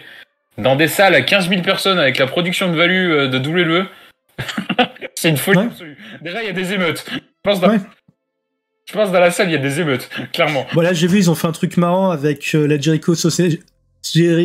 Le clan de Jericho, il y avait un truc marrant à base de slow motion, ça m'avait fait marrer. Non, mais la Pro Wrestling Guerrilla, ils sortent des dingueries. Hein. Moi, j'ai un pote, comme je te disais l'autre fois, il regarde pas du tout de catch, il regarde que la Pro Wrestling Guerrilla. C'est le seul truc qui l'intéresse. Il regarde que ça. Le reste, il regarde pas du tout. C'est-à-dire que quand il voit des noms, des fois, il me dit, putain, c'est qui lui? Tu connais, toi? Je dis, mais bien sûr, je connais. C'est une dinguerie que ça, la Pro Wrestling Guerrilla. Il fait, bah, je verrai quand il catchera là-bas. ça l'intéresse même pas de regarder ce qu'il a fait ailleurs, quoi. Parce qu'en gros, il a dit, Pro Wrestling Guerrilla, c'est un monde à part. Vraiment, c'est le Disneyland du catch, quoi. Les mecs, ils sont à fond, quoi. C'est vraiment pur produit in-ring, vraiment à bloc, et en même temps, ils arrivent à faire du comédie. Enfin, vraiment, c'est... mais je comprends, en fait, le truc du... Il y a des gens qui s'enferment dans une seule compagnie et qui veulent pas aller voir ailleurs, quoi. Oui, bah c'est un peu comme si tu regardes des séries télé, par exemple, comme moi, c'est pas parce que tu regardes une série télé sur un style de truc que tu regardes toutes les séries télé sur le même truc, quoi. Ouais, mais je comprends très bien. C'est un peu ça, grosso modo. Comme les gens, par exemple, qui jouent qu'à des jeux de bagnole et qui veulent pas jouer à autre chose, tu vois. Par exemple. Ouais, par exemple, ouais. Qui jouent qu'à des FPS, qui veulent pas jouer à autre chose. Ouais, mais c'est normal. Et on pourrait comparer comme ça aussi, quoi, tu vois. Ou les gens qui veulent regarder que des films d'auteur et qui s'en battent les couilles des blockbusters, tu vois. Par exemple. Ou l'inverse. Voilà. Ouais. Continue, ici fait. Continuons. Une info sur les titres de Roman Reigns. Donc, alors là, c'est un petit peu vulgaire, je vous le dis d'avance, mais c'est dit comme ça. L'unification des titres WWE qui est en cours depuis très longtemps, qualifiée en interne du côté de la compagnie comme, attention, un bordel de Vince McMahon. C'est-à-dire que ça plaît à personne, hein, globalement, c'est Vince McMahon qui a eu cette idée et ça plaît à personne. Et il y a l'équipe de Triple H, donc toute l'équipe créative qui travaille pour séparer les titres, mais bien sûr, ils peuvent pas le faire en claquant des doigts comme ça du jour au lendemain, dire on enlève le titre et on le sépare. Donc c'est un plan sur le long terme, ils sont en train de finaliser un peu l'idée, je pense que ça va arriver très bientôt. Et comme tu disais, le coup du Money in the Bank, peut-être le gars qui cache sur un des deux titres et qui s'embarque un titre et qui laisse l'autre, me semblerait à la limite peut-être le plus crédible et le plus logique, et peut-être le plus facile. Ouais, le truc, c'est que tu peux pas... À la rigueur, s'ils avaient joué le truc différemment, genre ils défendaient pas toujours les mêmes titres ou un truc du style. Mais ouais, concrètement, là, ça sert à rien qu'il ait deux ceintures, en fait. Généralement, les unifications de titres, soit t'en fais un seul, soit quand tu gardes deux titres, ça finit souvent en queue de boudin, quand même. Hein. Vraiment, c'est triste à dire, mais c'est vrai. Hein. C'est souvent nul, quoi, au bout du compte, en vrai. Ça a souvent pas beaucoup de sens. Bah là, concrètement, ça a aucun sens. Là, ça a aucun sens. À la rigueur, tu fais une ceinture, mais tu fais pas... Ça sert à rien que le mec ait les deux titres pendant 15 plombes sans les défendre, en fait. Ils avaient fait le coup un moment à... Ils avaient fait le coup à Impact quand c'était Omega qui avait battu... En gros, quand Omega avait collecté les titres et qu'après, t'avais Christian qui avait repris le titre en disant « Bon, bah voilà, maintenant, l'autre titre, on le remet, il est temps que... » Enfin, tu vois. Mais là, c'est vrai que, du coup, ça a aucun sens. Ou alors là, tu fais Cody Rhodes qui gagne les titres et qui rend une des deux ceintures en disant moi je vais pas combattre pour les deux, je vais m'en garder une et l'autre. Comme ça donne plus de chance à d'autres catcheurs. Je sais pas. En même temps, la façon de tirer. Mais le coup du cash-in, c'est pas stupide quoi. Moi, bah, White Hand. Pas stupide en tout cas comme il est. White and See, hein. Autre info du coup sur Roman Reigns qui devrait prendre du repos après WrestleMania et pour être écarté jusqu'à SummerSlam. Ça veut pas dire forcément qu'il va perdre des titres, hein. Parce que il pourrait très bien se barrer avec les titres jusqu'à SummerSlam. Ouais, là non, faudrait pas pousser. Bah après SummerSlam, c'est quand? C'est en août? C'est dans 5 mois? Il y a déjà eu des part-timers qui sont restés champions et qui étaient pas là pendant 2-3 mois. Hein. Oui, à l'époque de Hulk Hogan, mais là putain, 5 mois, faut pas pousser non plus. Hein. Mais moi, ça me choquerait presque pas en vrai. Hein. Moi, franchement, ça me ferait chier. Je pense que ça ferait chier, mais ça me paraît pas impossible en vrai. Non, à la rigueur, si vraiment ils veulent aller par là, il perd le titre à Mania et puis il revient comme challenger pour SummerSlam. Ça, à la rigueur. Mais franchement, honnêtement, le fait que ce soit un part-timer champion avec lui, ça passe. Pourquoi? Parce qu'il a vraiment eu tout un... Comment dire? Presque part-timer, hein, Roman Reigns quasiment. Enfin, il cache plus tant que ça en fait. Il est... sur les gros matchs, il est part-timer, il est plus à la télé toutes les semaines. Il fait plus les live events, il est part-timer, hein. Concrètement, il est part-timer, donc du coup, voilà. Hein. Et ça lui ferait pas de mal de prendre du repos, je pense, parce que là, le gros run qui se tape... Bah, même pas au final. Même s'il est pas là tout le temps, quoi, mais la pression, tout ça, enfin... Il bouffe des gros matchs sur gros matchs à chaque fois, quoi, donc ce serait pas... Ouais, d'accord, ok, mais à ce moment-là, Non, je suis désolé, j'aime pas l'idée d'un mec qui part pendant des mois et qui garde le titre. Franchement, honnêtement, c'est pas... Je suis pas méga fan non plus, hein, mais... Après, encore une fois, je vais le dire à chaque émission parce que c'est le truc qui me fait ronchonner le plus cette année bleue, c'est que pour moi, le titre, il aurait dû le perdre avec la chatte de Castle. Je le dis, je le redis et je le redirai encore. Ouais. Après, c'est parce que j'ai le seum, ça fait 3 ans que j'attends que Drew McIntyre gagne un titre en live, donc... Alors, Drew McIntyre qui gagne un titre devant du public... Il serait temps quand même. Honnêtement, je sais même plus s'ils vont le remettre avec le titre. Le seul truc qui... Je pense qu'il y a moyen, mais pas maintenant. Parce que là, de toute manière, il est un peu au second rang. Mais je sens qu'on va se retaper d'abord le heel turn obligatoire. Je pense qu'il y a moyen de le reconstruire, hein, Drew McIntyre, pour l'élever. Hein, mais il est pas déconstruit en fait, hein. Il a pas jobé ni rien, tu vois. C'est juste qu'il est pas élevé au rang main eventer, quoi. Ça, ils l'ont remis un petit peu en retrait, mais sans être vraiment écarté non plus. Un peu comme Seth Rollins, tu vois. À tout moment, tu peux le remettre dans la lutte. Oui, mais bon. Enfin, je sais, c'est difficile à dire, parce qu'après tout, on peut pas vraiment parler de son run en tant que... Qu'avait Jericho quasiment pendant tout son run WWE, quoi. Il a jamais été main eventer indiscutable tout le temps là, et en même temps, il était là pour répondre présent quand il fallait un main eventer, quoi. C'est vrai que Chris Jericho doit quand même avoir un sacré talent pour lécher les culs. On notera quand même c'est le premier gars qui a unifié les titres et qui a vaincu The Rock et Stone Cold Steve Austin le même soir. Ouais. Mais c'est ça en fait le gros problème que la WWE a avec certains pushs, c'est qu'au lieu de te faire des pushs entre guillemets sur la durée, c'est que t'as des méga stars qui ont genre explosé, mais que ça a pas marché, mais quand tu regardes dans leur carrière, genre, ils ont des trucs de ouf, tu vois.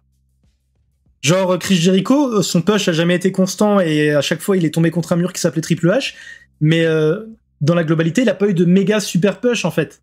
Ça a jamais été une méga top star. Du coup, tu regardes dans son CV. Et en même temps, il a quand même un palmarès dingue. Ouais, mais il y a pas la continuité des trucs quoi. Je suis en train de réfléchir éventuellement qui d'autres qui aurait eu. Le Great Khali par exemple, tu vois, qui bat l'Undertaker et qui au final. C'est vraiment un bon exemple.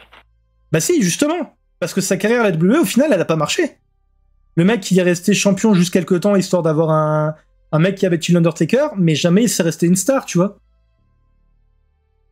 Voilà, rigueur, le Great Khali avait quand même construit une stipulation pour lui, quand même. Oui, bah, ou alors Jinder Mahal, tu vois, c'est pareil.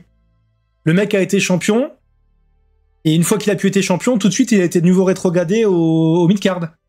Ça veut dire que Jinder Mahal a été champion de WWE, quand même. Bah, je m'appellerais... Ouais, bah oui, hein. Ça, c'est vraiment une dinguerie, quand même. C'est presque comme si t'avais eu Colin Delaney ou Jimmy Noble qui étaient champions de WWE, quand même. Ou Vince Russo. Dinguerie, quoi. Mais du coup, ouais, les pages WWE sont chelous parce que, sauf quelques exceptions, tu sens des fois ils essayent de te créer des méga stars en leur faisant faire des trucs incroyables. Sauf qu'au final, bah ça marchait pas. Du coup, ils se retrouvent avec un truc incroyable dans leur CV. Mais tout le reste c'est tellement, comment dire, moins impressionnant que du coup, bah voilà. C'est ce qui aurait pu se passer par exemple si Brock Lesnar avait pas continué comme ça.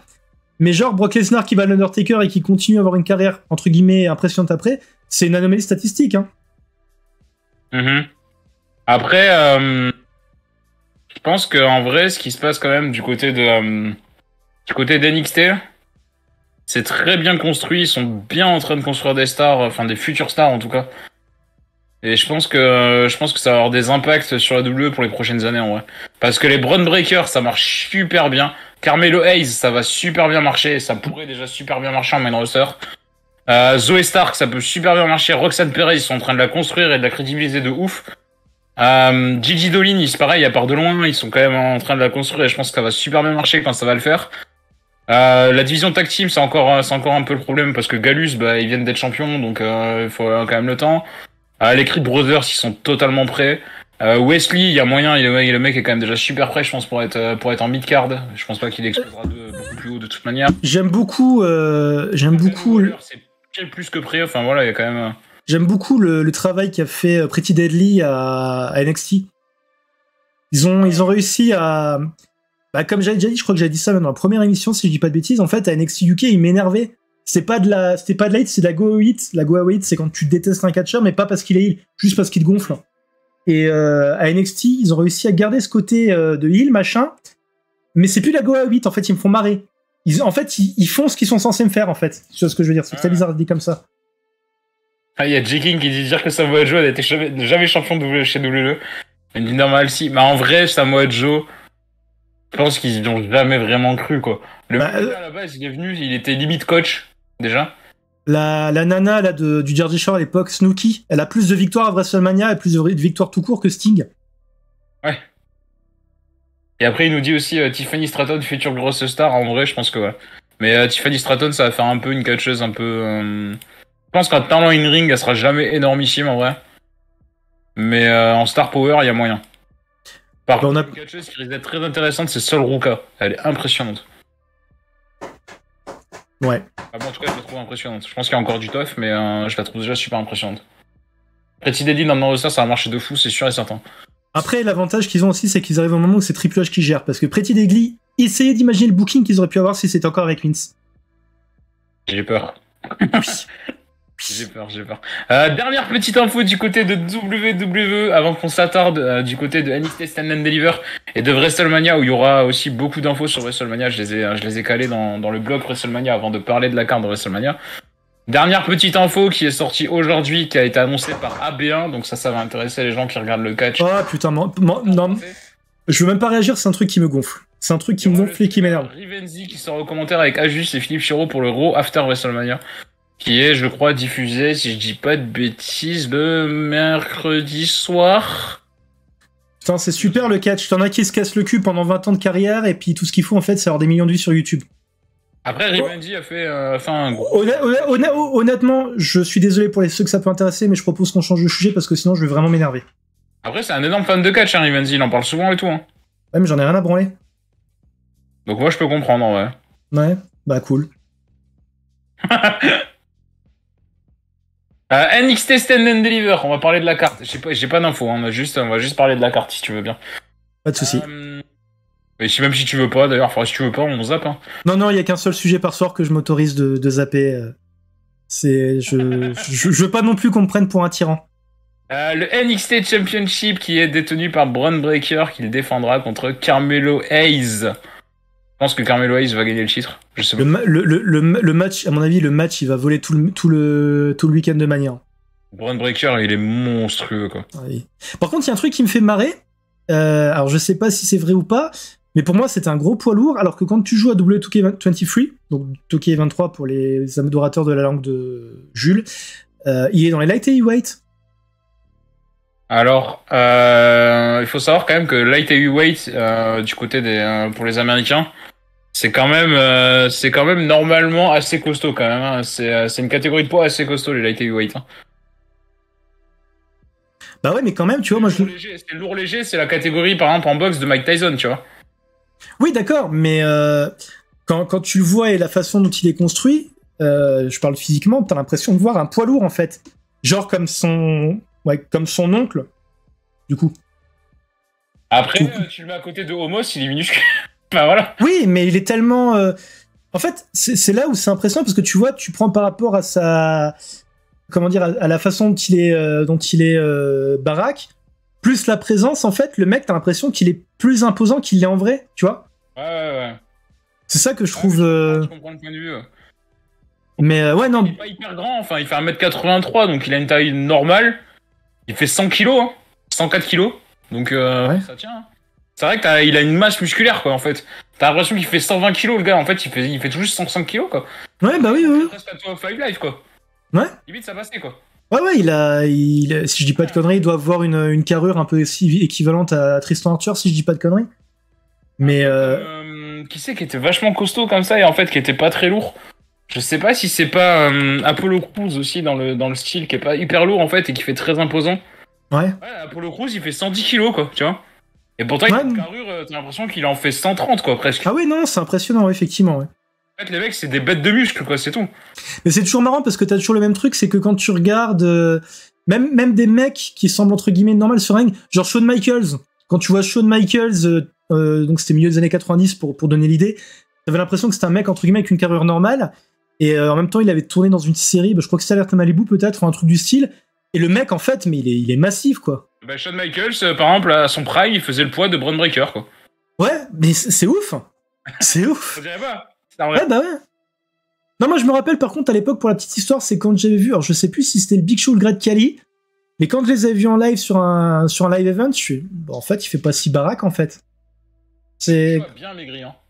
Oui, mais non, mais à l'époque, je te parle, donc c'était... J'avais été voir le catch, j'avais été voir la WWE à Toulouse. Je me rappelle, il y avait encore Ryback.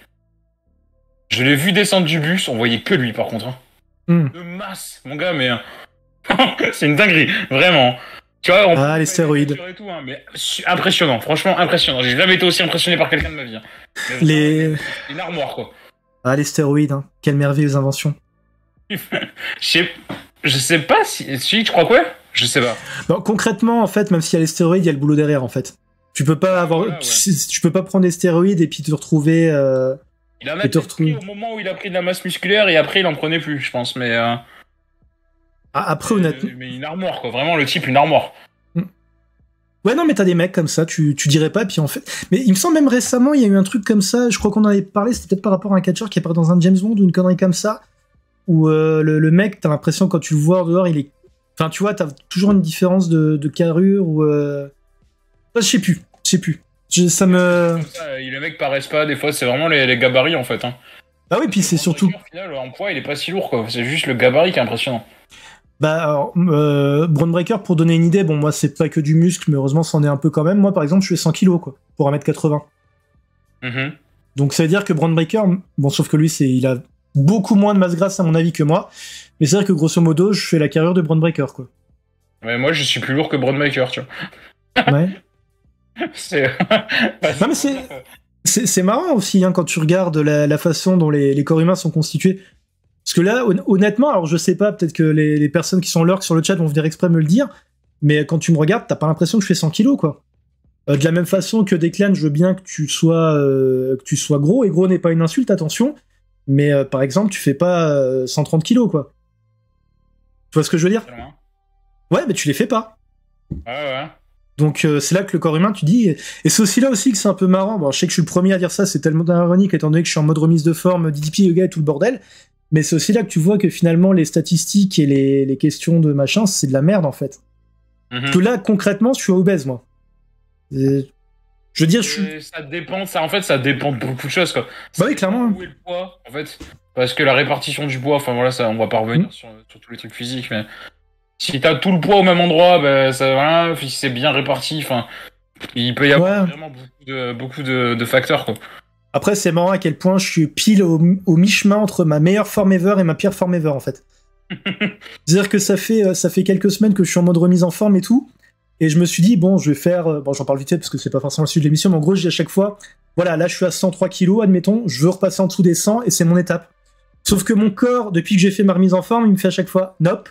Alors, c'est-à-dire que je prends du muscle, mais du coup, au lieu de rester à 100, bah, j'augmente, mais en muscle, en fait. C'est mon corps, en fait, il me troll. Enfin bref, c'était la petite parenthèse, je raconte ma life...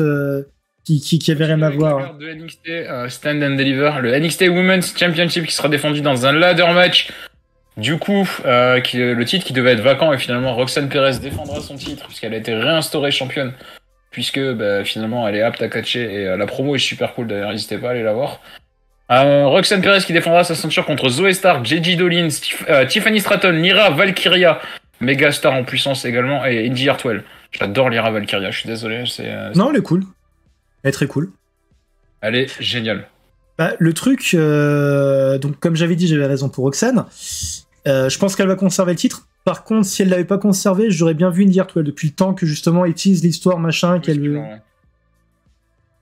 Ou alors peut-être que Roxanne va déjà perdre et se retrouver dans le main roster, mais honnêtement, je sais pas. Je sais pas. Je pense qu'elle a encore quelque chose à faire à NXT, même si elle est hyper douée. Je pense qu'il y a encore peut-être quelque chose à creuser, peut-être pour construire une autre catcheuse, pour qu'elle aide à construire une autre catcheuse, peut-être. Je sais pas. En fait, le truc, c'est que la nouvelle version de NXT est tellement entre guillemets différente de la première en quelque sorte. Enfin, je sais pas. Et elle a encore jeune, Roxanne Perez, donc elle a que 21 ans, quoi. Un truc du style, ouais. Et... La laisser à NXT à la limite pour qu'elle prenne encore un peu plus d'expérience. Et en même temps qu'elle aide les autres catcheuses qui ont peut-être un peu moins d'expérience in-ring, ça serait pas déconnant de la laisser encore un petit peu, peut-être. Je sais pas. Zoe Stark, mais je le signe. Hein. Mais je signe les points libres de Zoe Stark championne aussi. Hein. Zoe Stark, c'est comme Sol Ruka, je trouve qu'elles ont un physique relativement atypique pour des catcheuses. Sol Ruka, elle est tellement grande et filiforme, ça fait très bizarre. Et Zoe Stark, en fait, c'est marrant, mais je trouve qu'elle a... Alors, c'est très con, hein, je sais même pas ce que je veux dire moi-même, mais j'ai l'impression qu'elle a plus une tête de bodybuildeuse que de catcheuse, en fait. Par contre, elle a une gueule qui crie le pognon, quoi. Vraiment, tu fais Zoe Stark championne, mais je pense que ça marche de ouf. J'ai encore un peu du mal avec elle, parce que j'ai encore les images de son run par équipe avec Yosuke, qui était totalement raciste et dégueulasse. C'est vrai. Donc, bon. C'est vrai, ça. Mais c'était à la mauvaise période de NXT. Ah oui, bah oui, ouais. NXT Tag Team Championship Triple Threat Match, Gallows qui vont défendre les titres contre les Creed Brothers et contre la famille de D'Angelo Family. Ouais. Donc moi je pense que Gallows va garder les titres et que les Creed Brothers ça sent le main roster. En vrai. Je miserais bien là-dessus, sachant que Gallows ils sont champions depuis pas super longtemps. Bah, le truc, c'est que Gallus, c'est pareil, honnêtement, je sais pas ce qu'il fout à NXT, avec NXT, en fait. Donc, Le troisième compère.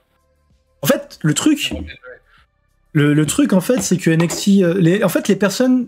Ce que je trouve chelou, c'est que tous les rapatriés d'NXT UK, en fait, eux auraient mérité d'être dans le main roster, en fait. Donc, à moins qu'ils attendent, justement, pour NXT Europe et tout, mais même là, ça ferait bizarre d'appeler encore ça NXT... Les mecs, concrètement, pour moi, ils ont plus grand chose à faire dans le roster NXT, en fait. Après, je pense qu'ils attendent le 3e, vraiment, mais je suis pas sûr qu'ils reviennent parce qu'il y a eu des problèmes aussi, un peu de trucs harcèlement sexuel, tout ça, donc je sais pas.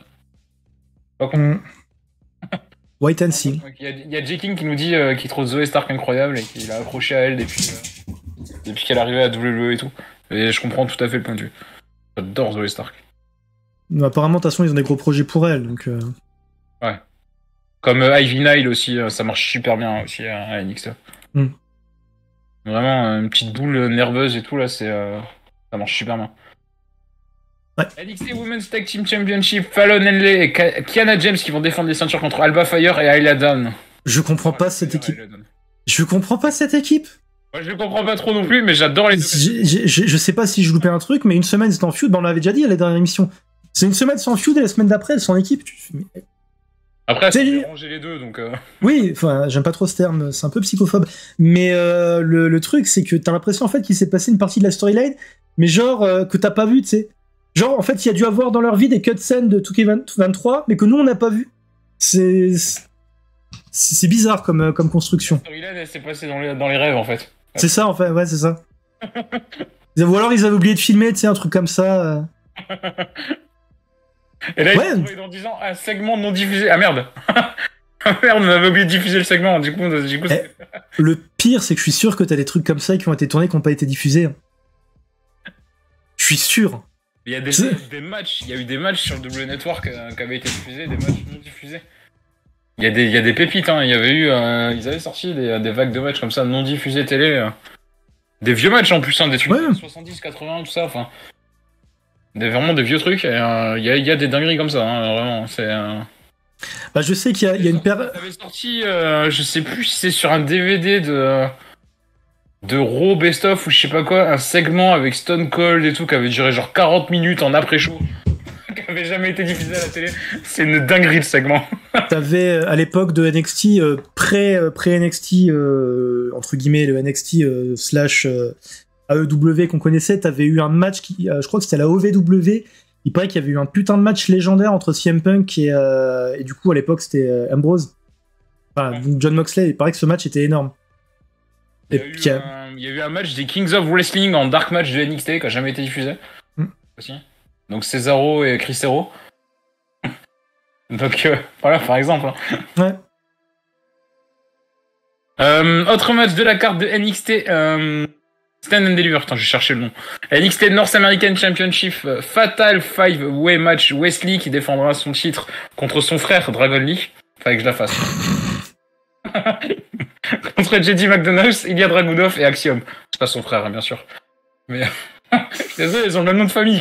Oui, je m'en veux de pas l'avoir fait avant. Honnêtement, s'ils veulent faire un gros coup avec Dragon Lee, tu le mets champion. Dragunov, JD McDonald's, en fait, le problème, c'est qu'ils sont tellement rivaux ennemis, je pense qu'ils vont s'auto-détruire dans le match. Il y a moyen qu'ils donnent le titre à Axiom aussi. Hein. Par contre, je vois pas Wesley garder son titre. Ah, je sais pas. Honnêtement, peut-être Axiom. J'aime beaucoup Axiom. Donc, forcément... C'est A-Kid hein, qui est sous le masque, en fait. Hein. Je sais pas si oui, je sais. Oui, ils ont... Ouais, que ça va. Ils ont... comment dire, ils ont teasé le truc depuis... Enfin, ça fait plusieurs segments, justement, qui font des trucs marrants. Genre, ils en parlent, qu'est-ce qu'il est devenu? Ah, je sais pas. Enfin, tu vois, des trucs comme ça. Donc, voilà. Il y a J. King qui dit que le match risque de voler le show et que Dragon Lee peut-être champion dès le premier match. En vrai, c'est ce que je pense. Si vraiment tu veux marquer le coup de Dragon Lee, sachant que DragonLee, c'est une dinguerie absolue. Vraiment, je pense que vous êtes pas prêts. Hein. Vraiment, Dragon Lee, vous êtes absolument pas prêts. Les gens qui ont jamais vu Dragon Lee, ils sont pas prêts. Hein. En vrai, la carte de Stand and Deliver, putain, elle vend du rêve quand même. Hein. Autre match sur la carte, un 6-person tag team match. D'ailleurs, ils sont 8, hein, ils sont même pas 6. Je sais pas pourquoi c'est marqué 6, c'est 8 personnes tag team match. Les vainqueurs prennent le grand rôle de la Chase University. Donc c'est Chase U et Tyler Bate contre The Schism. Voilà. Donc Chase U, c'est André Chase, Duck Hudson et Thea Hale. Et Tyler Bate, du coup, contre The Schism. Jogassi Rip Fowler, Jagger Reed et Ava, la fille de The Rock. Bah, le truc, c'est que vu que ça fait plusieurs mois qu'ils teasent, du coup, le mec, l'Australien se retournait contre les autres, je sais pas. Par contre, je suis vachement surpris parce que Chase U a l'air vachement over. Enfin, ils sont vachement over en fait. Et André Chase, il est où? Il est over de ouf. C'est bien marrant, quoi. À NXT 2.0, c'est André Chase qui avait la plus grosse pop, hein. Vraiment. Non mais c'est fou. Vraiment, c'est fou. Ouais, la gimmick il dans le main roster. Ouais, je sais pas. Moi, je le pense que oui, mais il dépassera pas le mid-card de Wesley, je pense. De toute façon... Ouais, bah ça va être le mec de... Est-ce qu'il vaut plus? Après, je sais pas. J'adore le catcher, mais est-ce qu'il vaut plus qu'un mid-card? Il est impressionnant. Putain, il est impressionnant. Il a eu une paire de putains de matchs depuis qu'il est champion. Est-ce que tu le vois dans un main event et tout? Je suis pas sûr, hein. Bah t'as pas besoin d'avoir que des main eventers, hein. Ça serait un Ricochet bis, hein. Il sera là pour faire des spots annuellement en Rumble, et puis voilà, quoi. Ou à la limite, il pourrait atteindre un Kofi Kingston, vraiment. Bah Kofi a été champion. Toucher au main roster une fois ou deux, et... Voilà, mais... Moi, Chase me fait... J-King nous dit il déteste Chase. Moi, ça me fait marrer. Honnêtement, ils me font marrer. Je trouve ça très divertissant, il en faut aussi. Il en faut aussi, quoi. Tyler Bate, super bon catcher. André Chase, pas mauvais. Enfin, en tout cas, pas mauvais dans ce qu'on lui demande de faire. Tyler Bate, il serait temps qu'on le remette un peu en avant, vraiment en avant comme un vrai bon catcher. Parce que les Tyler Bate, Pete Dunne, on sait... Alors, on va peut-être un peu... Il y avait quand même eu une phrase de... je crois que c'était Michael Cole, juste après le gros match, là, le vraiment gros match qu'avait marqué en gros NXT UK, le Tyler Bate, Pete Dunne, qui avait dit en gros Tyler Bate et Pete Dunne, je sais plus quel âge ils avaient, il avait dit ils viennent d'inventer le catch en fait. En gros, presque. C'est-à-dire le match à quel point c'était une dinguerie, quoi. Après, je suis pas convaincu que Michael Cole soit tellement une référence en ce qui est l'appréciation des matchs. Je veux dire, la phrase tient son sens, quoi. Je veux dire, ça peut se défendre. Par contre, je te propose qu'on accélère peut-être un petit peu quand même, vu qu'il va être bientôt 10h. Ouais. Et dernier match du coup de NXT Stand and Deliver, le Unsanctioned match entre Johnny Gargano et Grayson Waller. Donc match qui n'est pas, on va dire, Unsanctioned, ça veut dire qu'il n'y a aucune règle, hein, globalement. Gargano, mais ça me fait tellement de la peine. Enfin... Il est revenu pour faire la même chose qu'avant. C'est vrai. Ça me fait chier, honnêtement, ça me fait vraiment chier. Bon, là, le match va être cool. Hein. Dommage que Trent Seven n'est plus là. J'aurais kiffé voir British Strong Style dans le main roster avec Pete Dunne et Tyler Bate. Mais en fait, le problème, c'est que ce genre d'équipe, à part le New Day, ça marche pas des masses. Hein. Ça marche pas des masses. Que Trent Seven revienne un jour, en vrai. Hein. Pourquoi pas, hein. Il est sous contrat avec personne, officiellement. Hein. Donc, c'est toujours possible. Hein. Ouais, il fait partie des mecs qui ont fait 2 matchs à EW, puis au revoir. C'est vrai, mais il a jamais été sous contrat. Oh oui, bah oui, je m'en doute bien. D'ailleurs, Moxley, pour la petite histoire, Moxley n'était pas sous contrat cet été à la... Il a dit s'il aurait voulu... J'ai vu ça, il aurait pu débarquer à SummerSlam en étant champion à EW s'il avait eu envie. Parce qu'il avait la ceinture à EW, il n'était plus sous contrat. Ça, c'est fou, ça, quand même. Hein. Ouais. T'imagines à quel point AEW gère quand même super mal ses contrats quand même, parce que pour le coup, heureusement que le mec est super réglo et tout ça, parce que s'il avait vraiment envie de leur faire un coup de pute, il se barrait en étant champion AEW quand même. Après, techniquement, s'il apparaissait avec le titre AEW du côté de AEW, est-ce qu'il aurait pas eu un procès au cul du côté d'AEW et compagnie? Je sais pas, parce qu'il y a quand même la propriété intellectuelle du titre. Mais voilà, enfin, pour dire, c'est fou quoi. Franchement, ouais. C'est fou. Ouais. On va passer à WrestleMania, il y a quelques infos et après on passera rapidement sur la carte. Je pense que d'ici 10 minutes, un quart d'heure, on a fini. C'est bon, allons-y. On va passer au Hall of Fame. La WWE qui a annoncé Andy Kaufman pour le Hall of Fame. S'il y a bien une célébrité qui mérite, c'est bien Andy Kaufman. Ils en ont introduit des... Regardez Man on the Moon. Regardez Man on the Moon avec Jim Carrey, grosso modo, c'est son histoire. Avec Jerry le King Lawler qui se joue lui-même avec 20 ans de moins, c'est impressionnant. La rivalité avec Jerry Lawler, c'est une folie. Hein. Ouais. À l'époque, c'était Bah, en gros, c'est l'ancêtre de toutes les célébrités dans le catch, en fait. Ouais, et puis s'il y a bien une célébrité qui mérite, c'est bien lui, parce que quand tu vois les noms à la con qu'ils ont intronisés, excuse-moi, parce qu'il y a vraiment des noms à la con qu'ils ont intronisés avant lui, voilà. Vraiment, Stacy Keibler qui a annoncé officiellement, on en parlait déjà, qu'elle était en rumeur depuis un petit moment. On va pas revenir dessus. Hein. L'ancien arbitre Tim White qui va recevoir à titre posthume le Warrior Award lors du WWE Hall. Ah, c'est tellement cool de faire un award au nom d'un homophobe connard notoire. Ça, on pense qu'on veut du titre, par contre, Tim White, voilà. Ah oui, bien sûr, non, mais ce que je veux dire, c'est que c'est censé justement être un award qui est attribué aux gens qui ont fait des choses importantes, machin et tout. mais c'est quand même nommé d'après un mec qui était homophobe. Oui, ça. Donc, ils ont changé le nom de la. C'était quoi? C'était la Mae Young Battle Royale, je crois? Non. Si, c'est ça. La Battle Royale féminine, à un moment, qui s'est changé de nom parce que justement, la catcheuse était très problématique. C'est la. Fabulous Moolah? Ouais, c'est peut-être plutôt ça, ouais. Ouais. Donc voilà, ça me fait. Qui mettait ses catcheuses sur le trottoir et tout ça. Ouais. Après, encore une histoire très très sombre du monde du catch, vraiment, c'est. Vraiment, il y a des dingueries dans l'histoire du catch, hein, vraiment, c'est. Des trucs, ça passe, tu vois, normal. Normal, quoi. Enfin, je veux dire, j'aurais tellement de trucs à raconter que on va pas revenir dessus, quoi. Oui, non, oui. Donc bref, tout ça pour dire que je trouve que le nom est très con. Après, Tim White le mérite apparemment, donc tant mieux pour lui, quoi. La WWE qui travaille sur un plan de secours pour Bobby Lashley pour WrestleMania, sachant que Bray Wyatt, a priori, c'est mort. Une idée serait de le faire confronter à LA Knight lors du show. Peut-être pas de match, mais genre un segment. Sachant que LA Knight a confirmé qu'il serait à WrestleMania et qu'il ferait quelque chose. Donc un petit segment, quelque chose comme ça, pourquoi pas en vrai. Et sachant qu'on parle aussi de Stone Cold Steve Austin, mais j'ai l'impression que ça fait 6000 ans qu'on parle de Stone Cold Steve Austin et qu'on le fout à toutes les sauces. Hein. Stone Cold Steve Austin, il va finir par servir des bières en ringside. Mais laissez-le finir sa carrière, putain.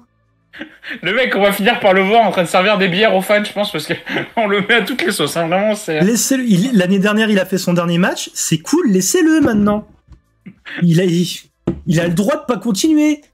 Mais je pense qu'il va y avoir quelque chose avec Steve Austin. C'est obligé, avec toutes les rumeurs qu'il y a eu sur Steve Austin. S'il n'y a pas un truc, une apparition en backstage, un segment à la con avec Steve Austin, je comprendrais pas. En vrai, je comprendrais pas. Parce que vraiment. Stunner sur le mise et puis basta. Hein. Ils vont pas. Ouais, mais obligé, il va y avoir un truc, c'est sûr et certain.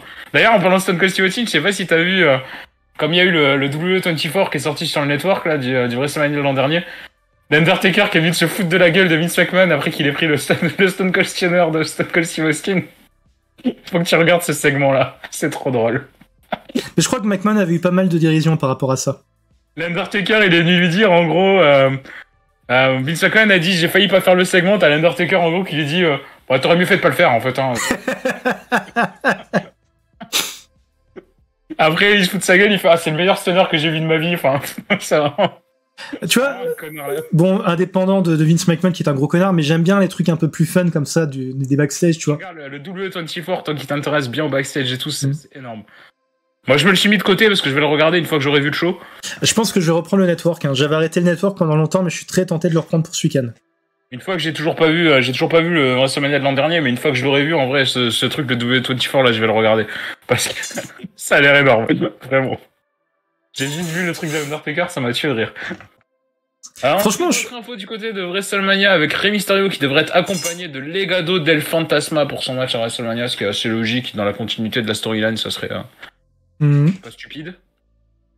Sachant que Dominic Mysterio il aura sans doute des alliés un peu avec lui, je pense. Ouais. Pas Finn Balor, mais Damien Priest et Rhea Ripley, ça m'étonnerait comme au tien. Non, Rhea Ripley, je la vois pas, à vrai dire. Je vois plutôt Damien Priest tout seul. Ouais, peut-être. Ou alors, parce que généralement, quand il prépare des gros matchs comme ça, il laisse les personnes concernées, tu vois, pour les entre guillemets, pour préserver le moment où justement ils vont vraiment arriver pour leur match en fait. Après, comme ça en 2 soirs. Je sais pas. Par contre, je vois bien Dominic Mysterio taper une entrée à la Eddie Guerrero. Vu ce qui s'est passé lors du dernier show, là, la promo, quand il dit j'aurais préféré que mon père ça soit Eddie et pas toi, enfin. Le problème, alors, apparemment ça marche pas mal Dominic Mysterio, mais moi comme j'ai dit, le problème c'est que ça fait combien de temps qu'il a rejoint peut-être 6 mois, on va dire 6 mois en voyant large, et sa promo c'est toujours la même. Toujours. C'est pire que Bray Wyatt quand il est en mode repeat. Ouais, le coup qui dit à Ray que j'aurais préféré que ça soit Eddie son père, je t'en avais parlé il y a genre 1 mois que ça allait sortir cette bombe. Ah oui, clairement, oui. Mais bon, le problème, c'était tellement visible vu comment se construisait la storyline que ça allait finir comme ça que. Là, je serais même limite presque pas étonné qu'il y ait une apparition de Vicky Guerrero, tu vois. Limite. De toute façon, c'est. Ou Chavo Guerrero, tu vois. Enfin, je serais limite pas étonné en vrai. Ce genre de match, comment dire. De toute façon, c'est le genre de match qui vraisemblablement finira en overbooking. C'est le genre de truc qu'ils aiment bien faire. Donc, Oui, ça je suis sûr. Bah, ça risque de même finir en match sans disqualification, une connerie comme ça. Hein, je pense. Il y a moyen, tu vois, que le match débute normal et que finalement ça te finisse par une disqualification assez rapide et finalement t'as T'as genre Adam Pearce qui arrive et qui dit bon bah maintenant vous voulez la jouer comme ça, on va faire une baston, voilà, vous faites match sans. Je sais pas. Après il y a déjà pas mal de matchs à stipulation si je dis pas de conneries à WrestleMania. Hein. Ouais mais il y avait eu des rumeurs sachant que il y avait eu des rumeurs comme quoi ce match-là pourrait être à stipulation en vrai. Ouais. Mais sachant que c'est sur 2 soirs. Match à stipulation au final il y a que le Hell in a Cell hein. Ouais non t'as raison autant pour moi ouais. Je sais pas parce que le problème c'est que tu vois. Le truc, c'est que c'est pareil, ça fait 6 mois qu'il a fait tout le personnage de Dominique Mysterio, il est par rapport à Rey Mysterio en fait. Ouais. Donc quand ça va finir, ils vont faire quoi? Bon. Voilà. Il nous dit que Vicky Guerrero est sous contrat avec AEW jusqu'en juillet, oui c'est vrai. En même temps, Tony Khan a autorisé Christian exceptionnellement à participer à WrestleMania si jamais. Pas pour un match, mais... On va en parler justement juste maintenant. Gangrel qui devrait être impliqué dans l'entrée d'Edge lors de WrestleMania. Il pourrait également avoir un rôle dans le match. Donc a priori il devrait faire une entrée un peu à la The Brood. Ce que somme toute assez logique dans la continuité des choses. Alors, la dernière fois que j'ai vu Gangrel c'était la MLW, le mec il me faisait peine à voir. Hein. Il boitait, littéralement pendant tout le match. Ouais. Ah ouais, bah il est plus tout jeune. Hein. Sachant que Tony Khan a donné le feu vert à Christian pour une apparition d'un soir du côté de WWE pour WrestleMania, si jamais vraiment on veut faire l'entrée à la The Brood. Et pas The New Brood avec les Hardy et Gangrel, c'est assez particulier le New Brood. The Brood original en vrai. Donc si WWE souhaite utiliser Christian pour l'entrée avec Edge et Gangrel, c'est possible. A priori, ce serait possible. Donc affaire à suivre, vraiment. C'est quand même cool Tony Khan. Hein. Je sais pas si WWE va accepter, parce qu'en fait faire venir Christian en gros c'est presque... On va dire faire un petit coup de pub à EW aussi, c'est pour ça que Tony Khan a accepté, hein. Il est pas débile. Bah ils avaient bien eu dans la... je sais plus la carrière de qui, où il y avait eu une vidéo dedans, t'avais Chris Jericho qui parlait. Ouais. C'était pour qui, putain Non mais après c'est possible, hein. Oui, non, je sais, mais... Il est pas stupide. Tony Khan est pas stupide, ça lui fait de la pub. Donc ouais, non. Bah, t'imagines, tu fais apparaître un catcheur AEW à WrestleMania, enfin, le mec est pas stupide. Faudrait être con pour dire non en fait, à sa place faudrait être très très con pour dire non. Bah tu sais, ils ont bien fait de la pub pour Impact quand t'avais Mickey James au Rumble hein. Oui. Ouais. Putain, je suis en train de réfléchir, ça me gonfle, c'est qui avait eu... qui avait refusé d'appeler le titre Knockout Championship, qui avait dit Impact Women's Championship. Parce que pour eux, le titre féminin c'est un titre féminin, ça a pas... y a pas de fait d'avoir un nom de division... Après, ça aurait été sous l'ère Triple H, peut-être qu'il aurait dit Impact Knockout Championship, ça s'appelle comme ça, et puis voilà. Ils auraient pu donner juste une explication. Ça me rappelle un peu à l'époque quand t'avais sur WWE.com, t'avais la rubrique Corporate, où en gros c'était les résultats des... Voilà. Mais les gimmicks étaient pas à jour, genre Booker T continue d'appeler King Booker. Ouais. Mais ça, tu cherches dans les archives WWE.com, elles sont encore trouvables, les résultats. Merci G-King. G-King nous dit que c'est la carrière de John Cena, la vidéo Chris Jericho apparaît dedans. Ah ouais. C'est possible. Mais là concrètement tu te mets à la place de Tony Khan, c'est pas stupide d'autoriser ton catcheur à apparaître. À catcher tout ça serait différent. Mais à apparaître dans une entrée ça te fait de la pub quoi. Bah, sauf si tout simplement ils le nomment pas au micro, hein, tu sais, ils peuvent très bien... Attends, les gens ils vont voir Christian, ils vont dire putain Christian mais il devient quoi? Ils vont aller chercher sur internet. Ah Christian est un catcheur AEW. Ah bah tu sais quoi le mec il connaît pas, va faire c'est quoi la AEW, il va aller regarder, pouf, allez. Ouais. Enfin, je veux dire, rien que ça quoi, enfin... Maintenant, avec tous les réseaux sociaux et tout ça, enfin voilà, hein, c'est... AEW, ils vont en jouer, ils vont faire, regardez, il y a Christian, notre catcheur, qui est apparu à WrestleMania, tu vois. Enfin, je sais pas, ça me paraît logique en vrai. Je ne sais pas. Ensuite, autre info, on va parler de Ronda Rousey. Putain, on en a parlé beaucoup de Ronda Rousey sur 3 de WrestleMania. Finalement, elle a rien foutu, Ronda Rousey, et finalement, on a fait que parler d'elle. Au moins, elle a pas joué la comédie pendant ce temps. Elle était pas dans un film, donc c'est bon. Donc la Road to WrestleMania de Ronda Rousey qui a été fortement modifiée, comme on en avait parlé déjà plusieurs fois. À l'origine, c'était prévu qu'elle défende le SmackDown Women's Championship contre Raquel Rodriguez lors du Royal Rumble, puis qu'elle aille affronter Rhea Ripley à WrestleMania. Ça a été modifié. Charlotte Flair devait aller challenger Bianca Belair pour le Raw Women's Championship lors de WrestleMania. On voit que les plans originaux ne sont plus du tout les mêmes. Hein. C'est normal, Charlotte Flair est arrivée, il faut faire plaisir à Super Charlotte. C'est la seule nana qui... C'est surtout Ronda Rousey qui a foutu sa merde en disant qu'elle voulait pas affronter Rhea Ripley. Ouais, enfin bon, je suis désolé, mais quand tu vois que Charlotte Flair, elle a un documentaire là sur la chaîne machin et qu'elle est considérée comme légende... C'est vrai. C'est... voilà quoi. C'est vrai. Alors qu'en plus, c'est une bonne catcheuse, mais honnêtement, il y a mieux. Hein. C'est pas une légende surtout, quoi. Ouais. C'est vraiment du forcing en fait qu'ils font avec elle. La nana, elle a rien fait sur sa carrière, elle a fait que sa carrière parce que c'était la fille de Ric Flair en fait. Charlotte Flair, elle est surtout arrivée au très très bon moment, vraiment. Elle arrive au moment où il y a la transition entre les divas et l'air un peu catcheuse. Et du coup, bah voilà, ça a marché direct. Alors c'est une très bonne catcheuse, mais pour moi, il y a mieux, quoi. Alors que si t'écoutes WWE, c'est la meilleure catcheuse du roster, quoi, tu vois ça. Bah ouais, c'est ça en fait. Le problème, c'est enfin, elle est pas mauvaise dans un ring, mais la façon dont elle est bookée et tout, même quand elle est face, en fait, elle est insupportable. C'est récemment, t'avais justement Lita qui a dit ça dans une interview. Elle disait le truc, c'est que même si c'est Rhea Ripley qui est censée être heel, bah vu l'attitude de Charlotte et tout, tu vois, c'est vraiment. Ouais. J'ai du mal avec elle. J'ai du mal. C'est aussi aux limites de la Go Away It en fait. Ouais, Go Away It. Mais j'aime pas. Charlotte Flair, j'aime bien, j'arrive à la supporter, mais c'est loin d'être ma catcheuse préférée, quoi. Vraiment, Puis même à un moment, c'était n'importe quoi quand il y avait tout l'échange de titres entre. Avec Sasha Banks. Avec Sasha Banks, à chaque fois que t'avais une défense, elle perdait, elle reprenait. Enfin, c'était vraiment n'importe quoi. Je crois qu'elle a gagné 3 fois le titre en 2 mois, comme ça. Enfin, vraiment, c'est une dinguerie. Ouais, elle gagnait à la télé, puis après elle perd en pay-per-view, Sasha Banks. WWE qui prépare le retour de Randy Orton, son nom est évoqué en backstage depuis plusieurs jours, plusieurs semaines même. Randy Orton qui sera présent avec WWE pour le WrestleMania Weekend, sachant que Randy Orton veut faire son retour pour WrestleMania. Donc affaire à suivre. Et en tout cas, il a l'air bien prêt, quoi. Donc est-ce qu'ils vont le faire revenir à WrestleMania, ou est-ce qu'ils vont le faire revenir au Raw après WrestleMania, ou au SmackDown après WrestleMania, ou dans quelques semaines, histoire de finalement faire une surprise parce que tout le monde s'attend au retour de Randy Orton et finalement ils vont pas le faire, ils vont le faire plus tard. Bah c'est sûr que je vois pas où ils pourraient le mettre en fait. S'ils font revenir Riddle, ils vont les remettre en équipe. Ah oui, il y a des chances, mais en attendant, je vois vraiment pas où ils pourront le mettre.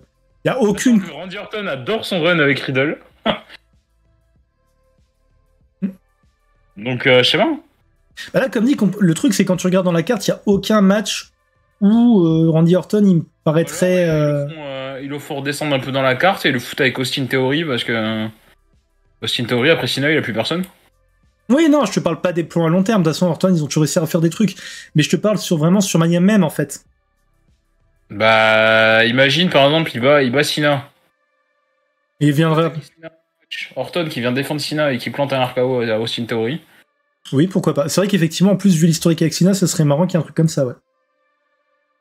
Orton qui plante un RKO à Austin Theory après match. Pourquoi pas, hein. Ouais, pourquoi pas. Je balance ça comme ça serait bonne idée stupide, je trouve. Non, c'est même une très bonne idée. Autre info, avant de passer à la carte de WrestleMania, dernière info, avant de... Voilà. Honnêtement, on passera vite sur la carte de Mania, par contre. Hein. Ouais, ça va là assez vite. La WWE qui planifiait un retour de Big E au moins pour un segment avec Kofi Kingston et Xavier Woods. La blessure de Kingston a peut-être modifié cette idée. Il faut quand même noter que Big E, Edge Styles, Matt Riddle et Shinsuke Nakamura, qui ne sont pas sur la carte, sont quand même présents avec WWE pour ce week-end. Donc possiblement peut-être quelque chose avec quand même les 4 noms. Sachant que Edge Styles, ce serait son premier WrestleMania depuis qu'il est arrivé avec WWE qui ne participerait pas. Malheureusement, hein, les blessures. Je suis plus surpris pour Nakamura parce que du coup, ça fait vraiment des mois qu'on l'a pas vu, quoi. Ah ouais, ça va. Il y a WWE qui vient de poster l'ordre des matchs, enfin en tout cas les matchs quel soir ils vont avoir lieu. Et, si on peut en parler vite fait, comme ça on parlera de match après en détail. Alors juste pour répondre à J-King, Kenny Nakamura, il est disparu depuis novembre, c'est normal, il avait été autorisé à participer je crois que c'est la Noah en janvier, pour le dernier match de... c'était Kajimoto, du coup ? Ouais. Ouais, voilà, c'est pour ça qu'on l'a pas vu. Great Muta. Kajimoto a recatché après contre Tetsuya Naito. Du coup, l'ordre des matchs, comme ça, après on parlera des matchs. D'ailleurs, on pourra en parler en fait en faisant l'ordre des matchs tout simplement. Ouais, ce sera plus simple. John Cena Austin Theory qui ouvrira WrestleMania samedi. Je pense que Austin Theory va garder le titre, hein, je pense qu'on est tous d'accord. Oui. Pourquoi John Cena gagner le titre DQ peut-être Une DQ peut-être Je sais pas. Charlotte Flair et Ripley SmackDown Women's Championship, ça sera pour le premier soir. On sait pas si c'est le main event, en tout cas ils ont pas annoncé les matchs dans l'ordre. Hein. Charlotte Flair qui défendra son titre contre Rhea Ripley. Je vois pas, je sais pas. Bah, Rhea Ripley, comme elle est avec le Judgment Day à Raw, je le vois plus perdre, mais bon, j'aimerais bien qu'elle gagne. Mais je la vois perdre. Je pense que Charlotte Flair va gagner et ça fera 2 victoires à 0 contre Rhea Ripley à WrestleMania quand même, ça fait mal au cul. Comme tu dis. Les Usos contre Sami Zayn, Kevin Owens, Undisputed WWE Tag Team Championship qui aura lieu lors de la Night 1 de WrestleMania. Je vais y arriver. Si les Usos ils gagnent, ils vont avoir une émeute sur les bras. C'est fort possible, vraiment. Moi, ouais, je verrais bien Zayn et Owens. Je sais pas trop comment, mais je verrais bien Zayn et Owens. Bah, en gagnant le match. Et après, ils feront un rematch, je pense, à Backlash avec une stipulation genre ladder match ou tables match ou une connerie comme ça. Becky Lynch, Lita, Trish Stratus contre Damage Control, ça sera pour le premier soir. Autant d'un côté, je me dis Damage Control pourrait gagner, mais en même temps, je les vois pas faire perdre Lita et Trish Stratus. donc je sais pas. Bah, de toute façon, c'est le genre de truc pour plaire à la foule. Donc, le truc, en fait, c'est que généralement, selon l'ordre du match, je peux plus ou moins deviner en essayant d'avoir des logiques de Triple H. Mais là, en fait, c'est d'autant plus compliqué de faire des pronostics des matchs quand tu sais pas quand ils seront placés, en fait. Ouais, ça va. Genre, par exemple, les openers, généralement, ils aiment bien. Enfin, il y a une paire d'années, c'était ça, ils aimaient bien faire gagner les faces pour me donner l'ambiance de la soirée, en fait. Mais là. Sina, théorie, donc. Je les vois pas faire gagner Sina, quoi. Enfin. Non, clairement pas. Comment, quoi. Clairement pas, parce qu'en plus, s'il gagne, théorie, c'est fini, sa carrière, elle se prend un mur, là. Ou alors, faut qu'il y ait une explication derrière et que théorie a un rematch le soir même. Enfin, qu'il y ait quelque chose, quoi. Tu vois. Ce qui est possible, hein, mais. Improbable. Seth freaking Rollins contre Logan Paul, ce sera aussi pour la Night 1 de WrestleMania. J'ai l'impression qu'ils ont mis toutes les guest stars limite en Night 1, quoi. Il y a Cena, il y a Logan Paul, il y a Trish Stratus, Lita, enfin ils ont... Ils les ont signés, ils font allez, on va les mettre à la Night 1, comme ça à la Night 2 on est tranquille et on fait parler le catch. Tu vois. Du coup, bah, ça me paraîtrait plus logique. Gagner, je sais pas trop comment, mais... Ouais, bah... Enfin, le truc c'est que si Logan Paul gagne contre... Enfin, c'est une chose de gagner genre contre... déjà oui, mais c'est déjà une... Enfin, que Logan Paul gagne entre guillemets contre des mid-carders, genre The Miz, qui malgré tout l'intérêt que j'ai pour lui est un mid-carder maintenant, ça passe, mais ils vont pas le faire gagner contre un main eventer comme Rollins, ce serait pas logique. Il va se prendre des huées à Los Angeles, mais ça va être vénère. Ah bah le public va gueuler le thème d'entrée de Rollins pendant tout le truc, tu peux être sûr. Hein. Oh là. Mais les huées, je pense, les huées de Logan Paul, ça va faire le tour d'internet, hein, vraiment, c'est sûr et certain. Ouais. Rey Mysterio contre Dominic Mysterio, ce sera aussi pour le samedi soir.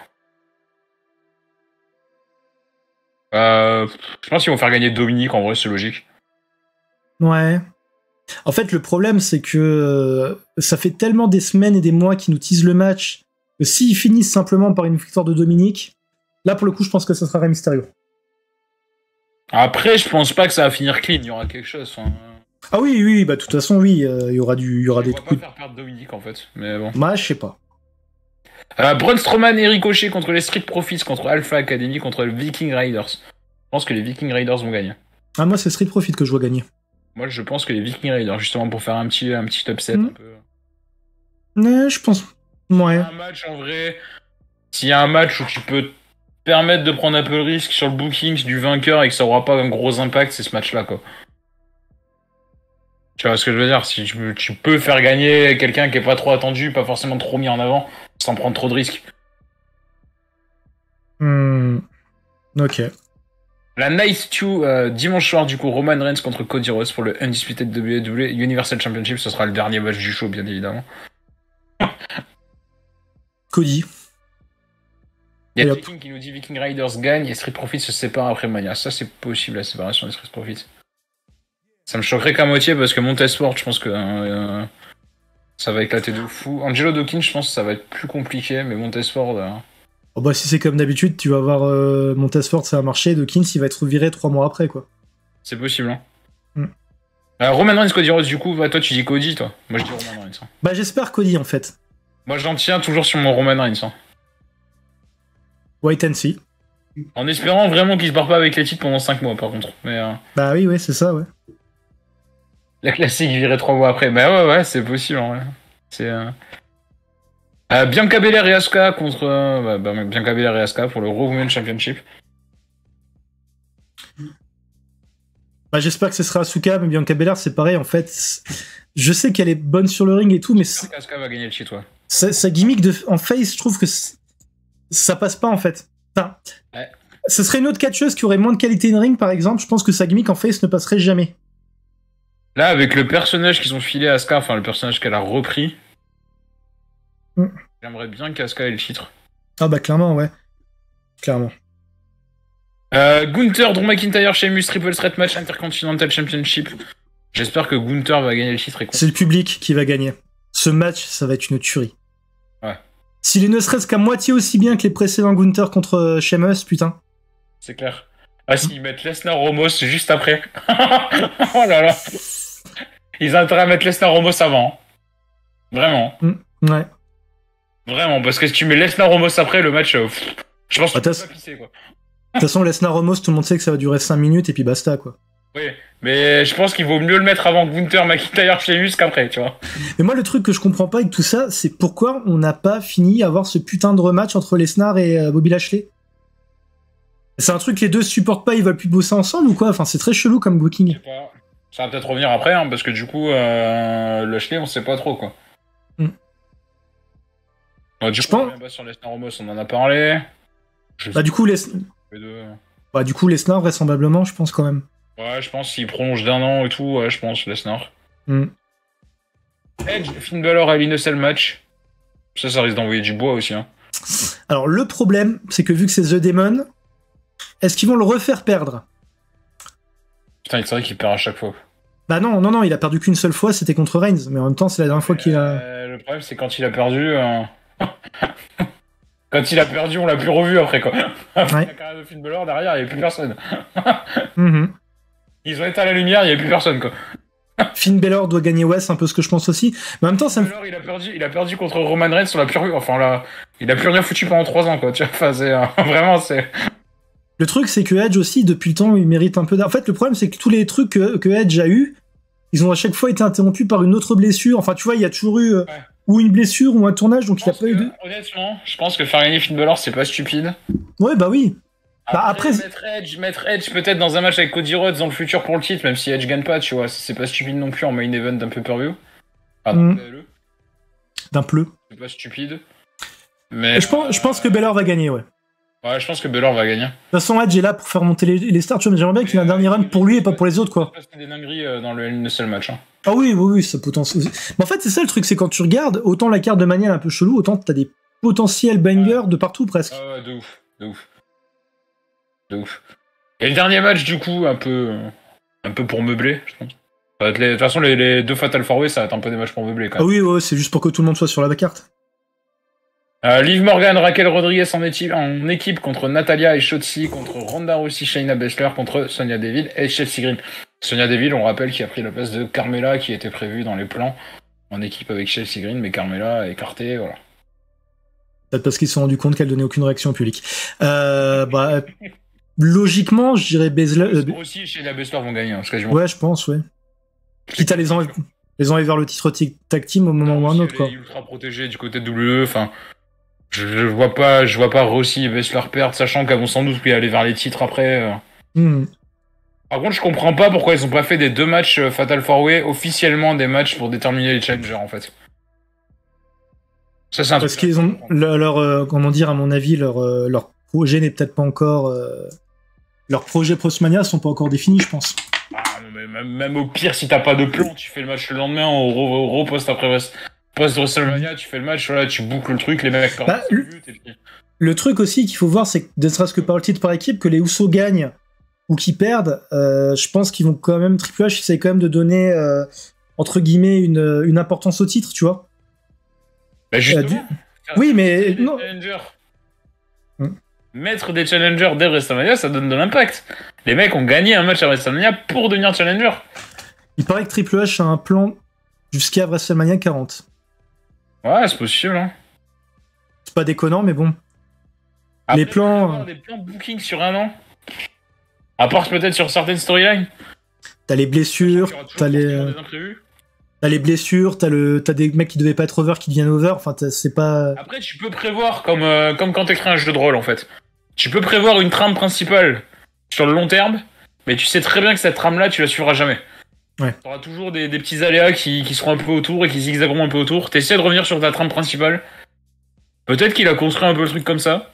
En soi, ce serait pas forcément déconnant.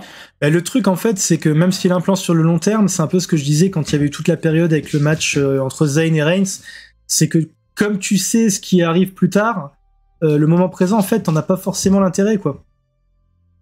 Ouais.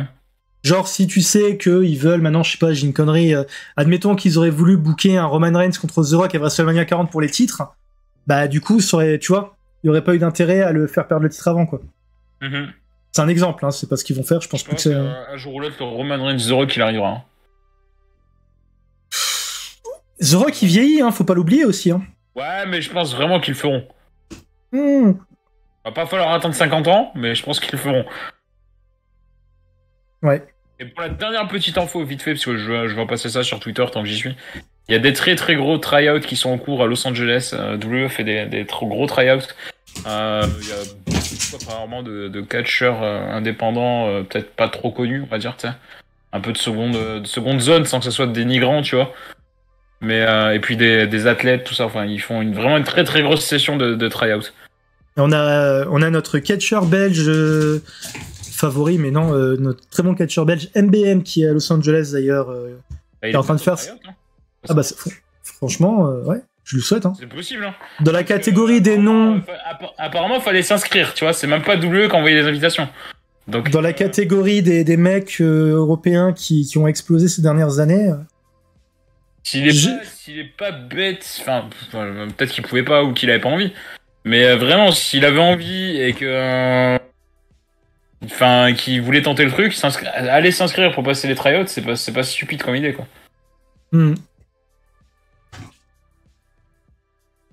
Et voilà, on a terminé, on a fait le tour de toutes les infos. Et on a bien parlé de WrestleMania quand même et de NXT. Bah maintenant. Il a vu que c'était que des athlètes, c'est possible. J'ai peut-être mal vu, mais. Mais en tout cas, il y a des gros tryouts quand même. Bah, en tout cas, ça a été une façon super cool de commencer ce Week-end Mania, hein, puisque du coup, bah, grâce à toi, je sais que demain, je vais devoir me faire chier à regarder Multiverse United. Enfin, me faire chier, c'est une façon de parler, hein, c'est juste parce que j'ai dead. Potentiellement filer des infos sur quelque chose de la Game Changer Wrestling, notamment, je te conseille peut-être si jamais. Honnêtement, j'ai tellement de trucs à mater, je vais pas pouvoir. Tu verras. Tous les jours de la semaine, quasiment, j'ai des épisodes de série et j'ai procrastiné comme un couillon. J'ai aucun shotcatch cette semaine.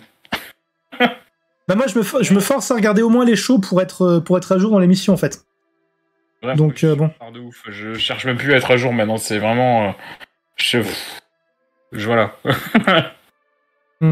Ouais, c'est vrai que dommage que Josh Alexander soit blessé.